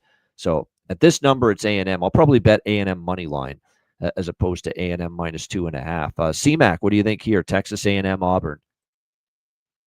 Oof. I think it seems a little bit like fishy, just like the 2.5. It does. I just feel there's a difference between these two teams. I agree. Better coach, better roster. Even with Auburn at home, even you want to back this Auburn team and Peyton Thorne? Like the defense, no, the defense is all right. I think to this under, these unders in these games have been really, really good in the past. Especially at like 48 here. There's mostly 47.5, I think. So I like the under, and I think, A&M goes in there and wins. This defense can shut them down. Like, I don't know if Auburn could score more than a couple touchdowns. Really. Do you? It wouldn't shock me. There's a good defense that A&M has. Yeah, I like A&M. I lean under too. I would agree. If I were to look at the total, I'd go in that direction here as well. All right, Baylor and Houston. We've got Baylor 8-point road favorites, 50.5 the total in this game. This Baylor offense is just sizzling right now for Dave Aranda. Sawyer Robertson and this offensive group have just been lighting it up. 49, 37, 38, 59 points scored for Baylor during this 4-game win streak, 4-0 straight up, 4-0 against the spread their last 4 games. I don't know what happened to Houston. That was a debacle last week. And coming off a bye, too, I was very disappointed. Willie Fritz, I expected his team to be better than that, 27-3. They are back at home. They do have a winning home record. They've actually covered 2 in a row at home with wins against Utah and Kansas State outright as dogs. Does that make them live home dogs here? Maybe, but their defense has been good at times, Houston. Maybe they can stifle Baylor's potent offense a little bit. But, man, I don't know if I want to step in front of this Baylor Express. They're really rolling, especially on offense, and 7 straight overs for Baylor. But Houston's not exactly an over team. So, tough game. I don't think I have a strong opinion on it either way. But I don't want to step in front of Baylor, even though I love me some Willie Fritz. And I've made some money at times this year, but Houston really scarred me last week with that performance against Arizona. I don't know if I'm ready to go back to them yet. C-Mac, what do you think? Yeah, this is one I think I got to stay off. Houston's not double digits here with that offense. But what makes me think they can score on this Baylor defense that isn't great? Yeah. You talked about all those overs in a row, even the wins 59-35, 38-28, 37-34. 49-35. Problem, I've cashed on 7 Houston unders. They're 1-9 to the under this year. They have just been money. I think the only game was the TCU game, was it? I think so. It went over. Yep. Barely? I forget. But, they've just been money. Last week, again, they couldn't score, against Arizona 27-3. So what gives in this one? And Baylor just red hot. But they've been playing well, but 8 points here, this seems, it seems like a better bounce back spot for Houston, their defense, and Chris to be better against this defense, and how bad Baylor is. So, yeah, I kind of lean Houston here, in the spot. Yeah, and it's tough because Baylor, you don't want to step in front of them, but you don't want to lay 8. Houston's been a decent home dog. You want to bet Baylor over, but you don't really want to bet Houston over. You want to bet Houston under. So it's just like going up and down. Yeah, everything's kind of crossing in the cap. Factors, side and total for me in that game. All right, USC and UCLA. We've got USC 4.5-point road favorites, 51.5 the total in that game. By the way, if one last thing about Houston, Zion Chris better play better, or else they won't cover that game. That was not good. Against the Baylor last week. All right, USC UCLA. UCLA. Give me UCLA here. They just keep on cashing for me, this team. Last week against Iowa, we took them against or 2 weeks ago against Iowa, we took them against the Hawkeyes. Last week against Washington, finally they fell short. It was, not the easiest spot for them, but they finally dropped one against the Huskies, 31-19. It was a late touchdown that put Washington in the money as far as the point spread cover is concerned. The offense, they moved the ball. They just didn't finish their drives enough. Defense kind of got worn down later in that game as well. But nevertheless, still UCLA has shown some good effort lately, better performances, and they've been good against the numbers suddenly. 6-2 against the spread their last 8 games. Don't be fooled by that win for USC against Nebraska. If Nebraska wasn't so inept, they probably would have not just covered, they would have won that game at USC last week. But that was more how Nebraska played poorly rather than USC playing great. Maeva is still a work in progress. He moved the ball pretty solid later in the game, but also he had that couple of terrible interceptions, including a pick 6 early in the game that he threw to get Nebraska going. He's still going to have to be a little bit more consistent for my liking, and UCLA's defense has been keeping them in games a lot in the last month. Yeah. So I'm on the home underdog here, UCLA, in this rivalry game. C-Mac, what do you think? So I'm on it, and I love that this is the line. But man, that one last week, I've been on UCLA enough this year when they've been covering just a few times. But last week, I just Washington at home is Washington at home, and that's where they really, really good. And they warmed down in the second half, like you talked about, and kind of broke away from them. Garbers was pretty good. UCLA did a lot of things right. They couldn't run the ball, though, and they need to do that better here. They couldn't run it at all last week, but Garbers, 267, he didn't have a pick. Mayava, he's the guy I thought would be in here pretty soon at quarterback. And, I think he's going to do great things. Obviously, you saw him here at UNLV. And I think he'll be all right, but it's going to take time. I mean, how do I not like the Bruins here? The defense has been, I think, better. You have the better defense catching 4.5. Big-time rivalry here. SC, UCLA. Give me the points here. I lean under, too. I mean, SC's defense is okay. They haven't been playing a ton of overs. No, that's true. Their defense it's still not great, but it's been in crunch time it's been bad. UCLA offense is still plodding offense. Slow. They the ball, they want to run it. Yeah. Drives exactly. So I wouldn't be in a rush deal. I'm probably off the total. I don't have a strong feel for it, but I get why maybe you and others might like the under in this one here. All right, Vanderbilt, LSU. We've got LSU 8.5-point home favorites, 54.5 the total. Well, for the first time this year in their last game, Vanderbilt, they did not cover as an underdog. But they are still, 6-1 against the spread as an underdog. That loss to South Carolina, 28-7. I'll tell you this right now. Diego Pavia was not 100% in that game. He was clearly not healthy. I saw it. It was way below his usual standard, 16 of 31. The run game got shut down. And look, South Carolina is playing some excellent football. Let's give them a lot of credit. Vanderbilt had a bad game. It's going to happen. And their first non-cover as an underdog. That being said, they're off a bye week. They're 6-4. A chance to get Diego Pavia healthier, get some other injured parts back. I think they're going to be fresher now. They needed a bye week they felt like a team that needed a bye week. They've gone through a rigorous schedule: Alabama, Kentucky, Texas, Auburn, South Carolina. It looked like a team that ran out of gas against South Carolina 2 weeks ago. But now they get the bye week, fresher, rested, get Pavia healthier. And meanwhile, the other element of this is LSU, their third straight loss against Florida last week. Dream crusher, soul crusher, season ender, whatever you want to call it, that Florida loss. No SEC championship, no college football playoff, a team that is floundering. Brian Kelly screaming at guys on the sideline, calling them out. It's like, you're not coachable to that one guy. I read the lips. Who the fuck do you think you are? I mean, this thing's imploding on LSU. Give me Vandy. Give me Vandy money. I'm going 50-50 on this one, which I don't normally do with an underdog. Normally, it's 80% spread and 20% of the bet on the money line. I'm going 50-50 with this one. I think they can win this damn game outright. LSU's falling apart right now. Bad coaching. Defense is bad again. What else is new? Nussmeier, we're going to start asking him if he's Sam Darnold back in the day, seeing ghosts, because these interceptions for Garrett Nussmeier are terrible right now. Some of these decisions, some of the shit he's doing, it's hard to believe, but he has regressed significantly at quarterback lately for LSU. This is a very live dog. Off a bye, rested. Pavia hopefully is a little healthier. I think they can not only cover, but win this game. And like I said, I'm stepping it up with the money line bet on this particular dog because I think LSU is just complete and utter fade material right now. C-Mac, what do you think? Vandy, LSU? Yeah, Pavia,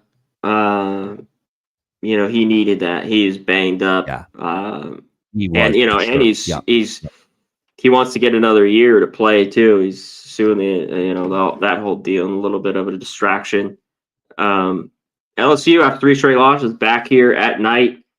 Home game, that's good for him. Probably last week for Vanderbilt. He didn't practice last week, Connor. But again, the bye week, they're probably just going to say, let's push him to practice this week. So I'm going to see. Yeah, I'm going to wait on that on him and see if he's a go. But one thing I'm going to go back to, if he doesn't play, we'll get a better number then. Yeah. Right on. You know what I'm going to take is he plays or he doesn't. I'm going to take the under. Vandy, super slow team. They don't want to go up and down. These unders have been cashing like insane And I got to be on him here again. I thought this was too high at 55. LSU, the defense is okay. It's not horrible. And like I said, Vandy just doesn't want to get up and down with anybody and get into a shootout. So I thought this was too high. So I'm on the under here. And yeah, I'll wait on probably if he's good to go. I think they can hang around here, even at Tiger Stadium at night. All right. Next up, we've got, and I agree, I lean under there as well. Like I said, I'll be on Vandy regardless. And if it's not Pavia and they have to start Nate Johnson at quarterback, well, I'll get a better number because I'm sure people will bet LSU without Pavia. And I'll just get a better number to take Vanderbilt at that point in time. There's nothing that can get me to bet LSU in this spot. Nothing. Zero to get me on that side after what I've seen the last few weeks. All right. Next up, we've got Washington State, Oregon State. Washington State, 12.5-point road favorites, 56.5 the total in this game. What a game that was with them in New Mexico. What a win for Bronco Mendenhall and the New Mexico Lobos there with the big, huge win against Washington State, 38-35. Now, Washington State, they're only their second loss of the season, their first since losing to Boise. We'll see if they can bounce back here. They've got maybe the ideal opponent to bounce back against. I don't know what's happened to Oregon State, but this has been ugly. 5 straight losses, 0-5 against the spread as well. They're losing to teams like Nevada. Cal blows them out 44-7. San Jose State, they were favored. Oregon State, they lost at home 24-13 to San Jose State. And then Air Force was at a god-awful season. And Oregon State as 3-point favorites gets shut out. They don't even score. This is worse, yeah. Against Air Force, 28-0. This has just been a complete and utter just disaster. Of course, McCoy got injured, and they had to go to Gabari Johnson at quarterback last week as well for Oregon State, so keep that in mind. But he clearly wasn't ready to go. He had a really tough day. We'll see if Giovanni McCoy can play. Actually, I think it might have been coach's decision to make the change. We'll see. But either way, it's a leap of faith to take Oregon State right now. I'm actually laying it or considering it with Washington State. I think they could just run it up here. John Mateer and that offense is going to be too much for this Oregon State defense that has just fallen apart in recent weeks. And another thing, too, is Washington State, as a quarterback that can not only throw, can run with Mateer. And if you look at these Oregon State defensive numbers as a team, they've been even worse against the run. And Washington State can get you on the ground as well. So very tempted to lay the 12 here, 12.5 with Washington State. What do you think here, C-Mac? Cougars, Beavers? Yeah, Washington State, I don't blame you. I think, go with their team total. I think it should be right around, 36, or I think in this game? Maybe a little lower, 34? Yep, should be in that range, yep. Yeah, I think they can get there. Oregon State's just, given up. We talked about Oklahoma State. I think they've been worse throwing in the towel. The last time I bet them was Oregon. I have to double check and go look. 34.5 Washington State team. Oh, I like that team total. 34.5 below 34.5. 35. 35, yeah. I think they get there. If Air Force is getting 28, their defense has tried to hang around. But I've been betting them since they lost that game. They covered first half and they got blown out to Oregon, but beat San Diego State the week before when they won 21-0. Seems like a long time ago. Tough times, injuries, just but seems like they've given up. And last week, hats off to New Mexico. That game too just got over at over 71.5, got to 73. But I think this does, but I think you just stick to the team total here. Like I was saying, at 34.5, I think you can get there. All right, next up, one of the big games, Saturday night, neutral field, Yankee Stadium. We've got Army and Notre Dame. Notre Dame 14-point favorites, 44.5 the total. Look at the money coming in on Army. This was as high as 17. It's down to 14 now. People buying into this Army team, undefeated, that they can give Notre Dame a test here. Now, Navy couldn't. It's important to point that out. Navy was undefeated. And that's shown, though, Notre Dame. Who they are. I'm just saying who Navy is. Yeah, go ahead. But here's the counter I have to that. Before some people hear that and say, well, that must mean you think Notre Dame's going to blow out Army. No, I don't think that necessarily, because I think Army's a lot better than Navy. or at least a little bit better than Navy. I truly do believe that. And the reason is Bryson Daly. This guy's a heck of a player. Can throw, he can run. He takes contact too. He's like a battering ram. Like this guy doesn't need, that's why he got injured. That's why he got banged up a few weeks ago, Bryson Daly, because he doesn't mind taking hits. It's been impressive to watch. This offense has been humming all season long. Now, against North Texas, when Daly came back from the injury, the offense got grounded a bit, and he didn't look like he was at his best. But again, he's going to get another chance to, get healthy for this game. It's a bye week for Army. They didn't play last week after the North Texas win. So Daly gets another week to rest, get even healthier, as healthy as he can be physically for this game. And you look at this now. The Notre Dame run defense is not going to be easy for Army to deal with in this game. But when you look at Notre Dame's defense overall coming into this game, they are weaker against the run. Like if you're going to do any kind of damage against, they've been great against the pass. Yeah, they've been great against the pass, but Army doesn't throw it a lot. They're capable of it though. Daly can throw, but they still don't throw it enough, or they don't throw it a lot, I should say.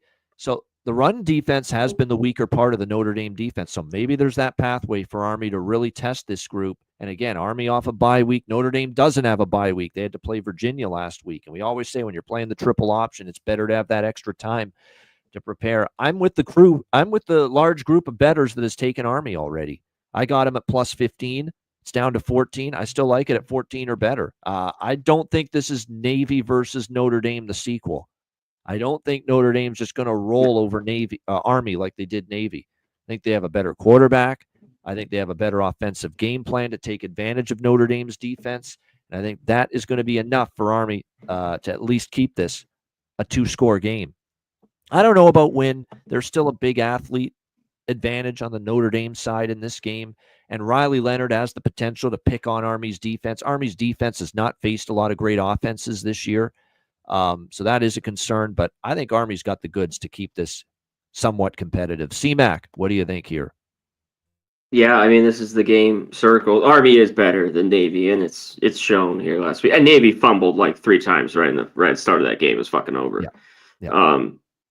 Army, that's the one thing. Navy, though, a little bit of the problem. Army's been better and took care of business, but they played nobody. The schedule is so goddamn easy and light. Dude, like this is insane. It's not even close to easily the best team they've played here, Notre Dame.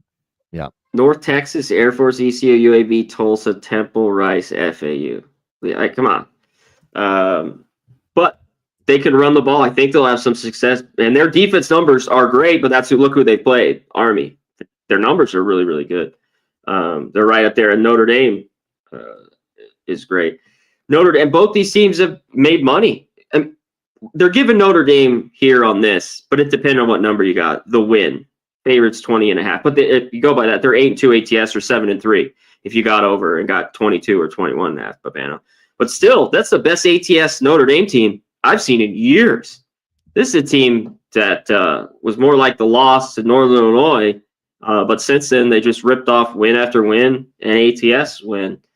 I get why it's come down. I think it could be close too. The Army playing nobody has got me. That's the only thing here. But if they don't turn the ball over, I do think they're in it. You know what I mean? I think they can hang around here a little bit. So I get why you're on them, and other people have already brought this number down. Yeah, like I say, for me at this number, I'm interested because I think this is not going to be just a romp for Notre Dame over Army like it was against Navy. Yes, the strength of schedule is concerning, but the thing is, too, you have to factor in, yes, they haven't played anybody even close to a caliber of Notre Dame, but Army beat the living shit out of all these teams.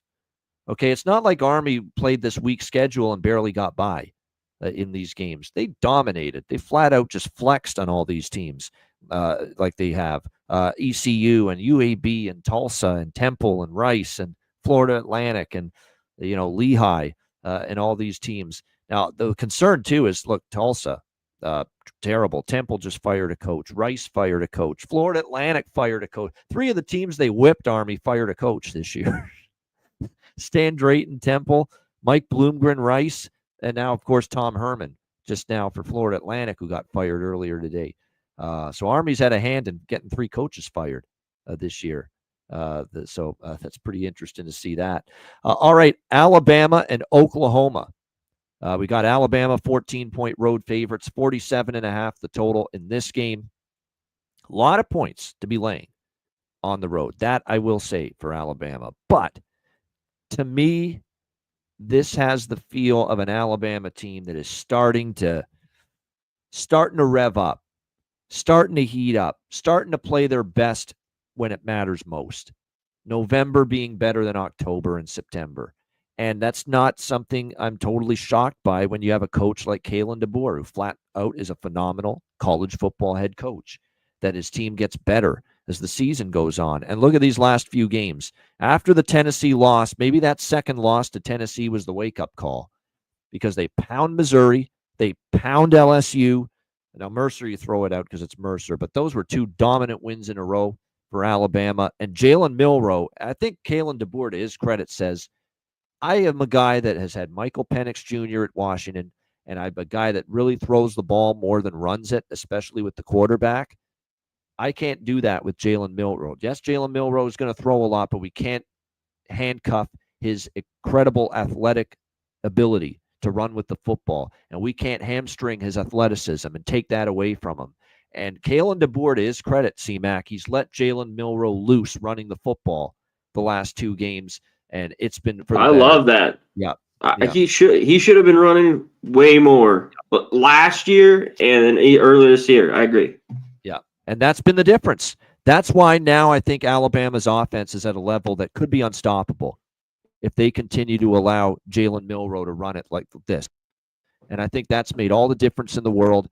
It's been a huge factor in Alabama's offense really being unlocked here, if you will, in the last few games. And again, we'll see.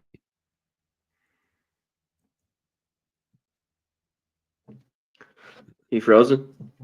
I think Vanna might be frozen. Are you muted? Hold on 1 sec. Yeah, I'm back. Sorry about that. Yeah, it's froze for a sec. But yeah, I think that's been the difference here, C-Mac, is that just all of a sudden the unlocking the run game with Milroe, the quarterback runs, and just saying, you know what? We don't have to try to make you a passer 60, 70% of the time. We can run the ball. And look at these last few games. He had 26 pass attempts against Missouri, but he also had 11 rush attempts. And it went up even more than that in the game against LSU, which is the one where he ran all over them, where he had 18 pass attempts and 12 rush attempts in that game. Much more to a closer to 50-50 balance. I think if they go with that kind of balance moving forward, they're going to be tough to stop. Meanwhile, you look at Oklahoma, and again, offense and offensive line play continues to be a problem for them. Lost to Missouri 30-23 in their last game. We've seen them at home. Okay, this is at home. Well, Texas was a neutral field, but they lost 34-3. They lost at home by 10 to Tennessee. They lost by 26 at home to South Carolina, 35-9. For me, this is lay it or don't play it. It's not a bargain, but I think Alabama's peaking at the right time. I don't want to step in front of them with the way Milroe's playing and running with the ball. And I don't trust Oklahoma's offense to do enough if they fall behind to get back in it with the way they've struggled. They have not been an offense that's been that come from behind type of offense. And really, we're not seeing a whole lot of improvement from Jackson Arnold either at quarterback. He hasn't been anything to write home about. Simple as that. So spam or pass for me. C-Mac, what do you think? Yeah, I get it. I don't think there's enough for me to look here at Oklahoma. Or they kind of hung in that Tennessee game and lost by 10, but the beatdown by Texas and South Carolina that you're talking about, man, that was ugly. And the offense, just with Arnold and this whole team, they've had a ton of injuries they've had to deal with all year long, this Oklahoma squad. It's like their defense is like okay, but it's not great. So maybe that could keep them in the game. Yeah, I'm off here. I just don't have anything. I think Bama could go in there and win easy, or this maybe they win by 10 points. So just where you're going to get the great Alabama, or kind of maybe the mid Alabama. You know what I mean? Yeah, and the Iron Bowl is next week against Auburn for them, but Auburn's kind of had a mediocre season, so I wouldn't call that a huge look ahead for Alabama. Like I said, I just like the way Sometimes, though, a bad Auburn team can hang around. That's true. But like I said, I just feel because I trust Kalen DeBoer as a head coach. He just gets the team to be better and better and better as the season goes on, and maybe we're seeing that right now. No, I totally love that they do that. They've been doing that. Like I thought he would stand in the pocket when he has his legs and can make plays. At least at this level in college, I was like, everyone wants to be that pocket passer, go to the NFL and get the scout. You know what I mean? The arm strength and all that. But man, I think they got to use it. They absolutely do. And like I said, Oklahoma's defense has been good statistically against the run, weaker against the pass. But like I say, this is a different beast they're going to have to deal with here on Saturday. All right, this is a longer show today, larger amount of games on the slate, but we have reached our final game. Colorado State, Fresno State. Fresno State 3-point home favorites, 47 being the total in this game. This is your one late night game on Saturday to wrap up the day in college football. Actually, there are a couple. USC, UCLA is another one as well, and Air Force Nevada. But you look at Colorado State. What a turnaround for this team. Impressive. They have now ripped off 5 straight wins. They are on a 7-0 ATS streak dating back to the early part of September. 7 straight point spread covers for Jay Norvell and his Colorado State team. 24-10 against Wyoming last week. Braden Fowler, Nicolosi still throwing the ball well enough. Justin Marshall running the ball well. Even without Horton at receiver, they've done it. And their defense has really improved. It's a big part of Colorado State's resurgence, too. They've now held teams to 24 or less now in 5 straight games. So it's been very impressive to see. Meanwhile, they play a Fresno team off a bye week, looking to get bowl eligible, but a Fresno team that's been disappointing. Tim Skipper, I think we're seeing too a bit of a coaching downgrade. Tim Skipper's done the best he can do in a tough spot as the interim, with Jeff Tedford having to step down for medical reasons, but I don't think they're as coached as well compared to Tedford. And the defense has struggled at times. They lose to Air Force 36-28 before the bye week. Mikey Keene has had some good, some bad this season. You like the 15 touchdowns, you like the 70% completion rate, but you don't like the 11 interceptions that he has thrown. Just way too many as far as interceptions concerned. To me, this is ride the hot commodity or pass. You're going to give me Colorado State +3, 7 straight covers, playing great football. Fresno inconsistent. The only concern is Fresno's off a bye. I don't always love betting against teams off a late season bye, but at +3, this is Colorado State or nothing for me. CMAC, what do you think? Yeah, I get off the bye. They probably needed it, and those back-to-back losses, Hawaii at home and then at Air Force team playing a lot better, finally running the ball in that one. This game's got a little bit 56, a little bit of rain in the forecast. Colorado State 7 straight, and they came out. The rest of the game I thought was pretty close, and Wyoming just couldn't score.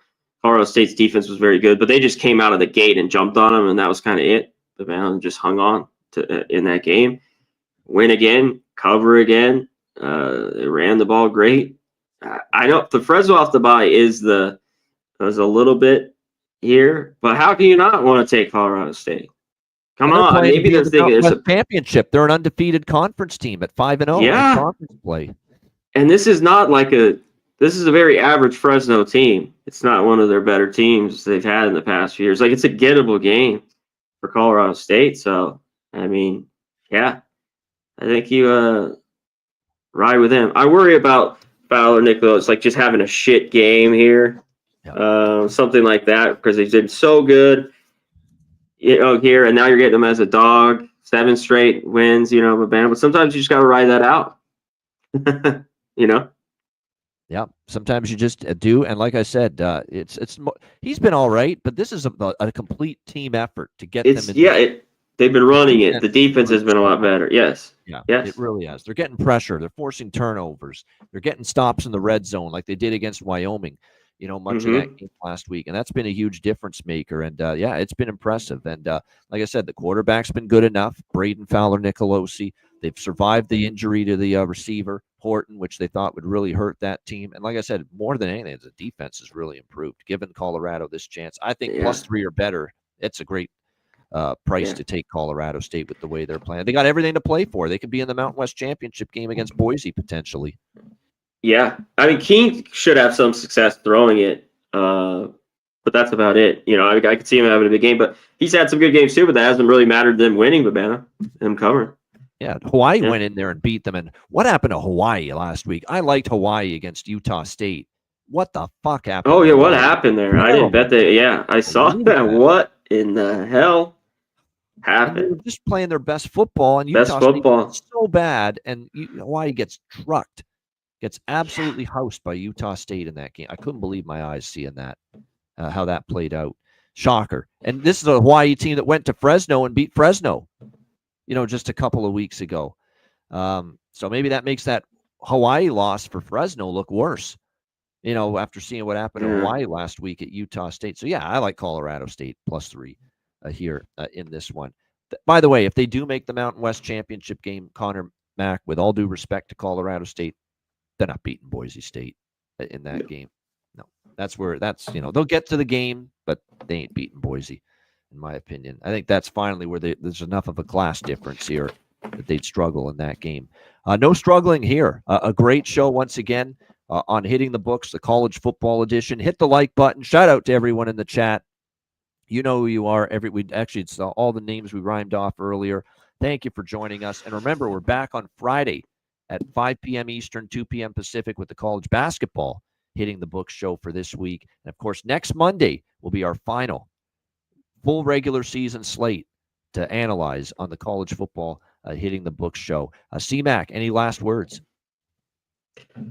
No, yeah, football coming down. Check us out on Fridays at 5 Eastern, 2 Pacific for college basketball. That is in full force. Give us a like, give us a subscribe, and tell me what you guys are on, on the video. Tell me what you're betting, or if you got a question on games throughout the week. I love answering the questions there in the comments. So that's it, brother.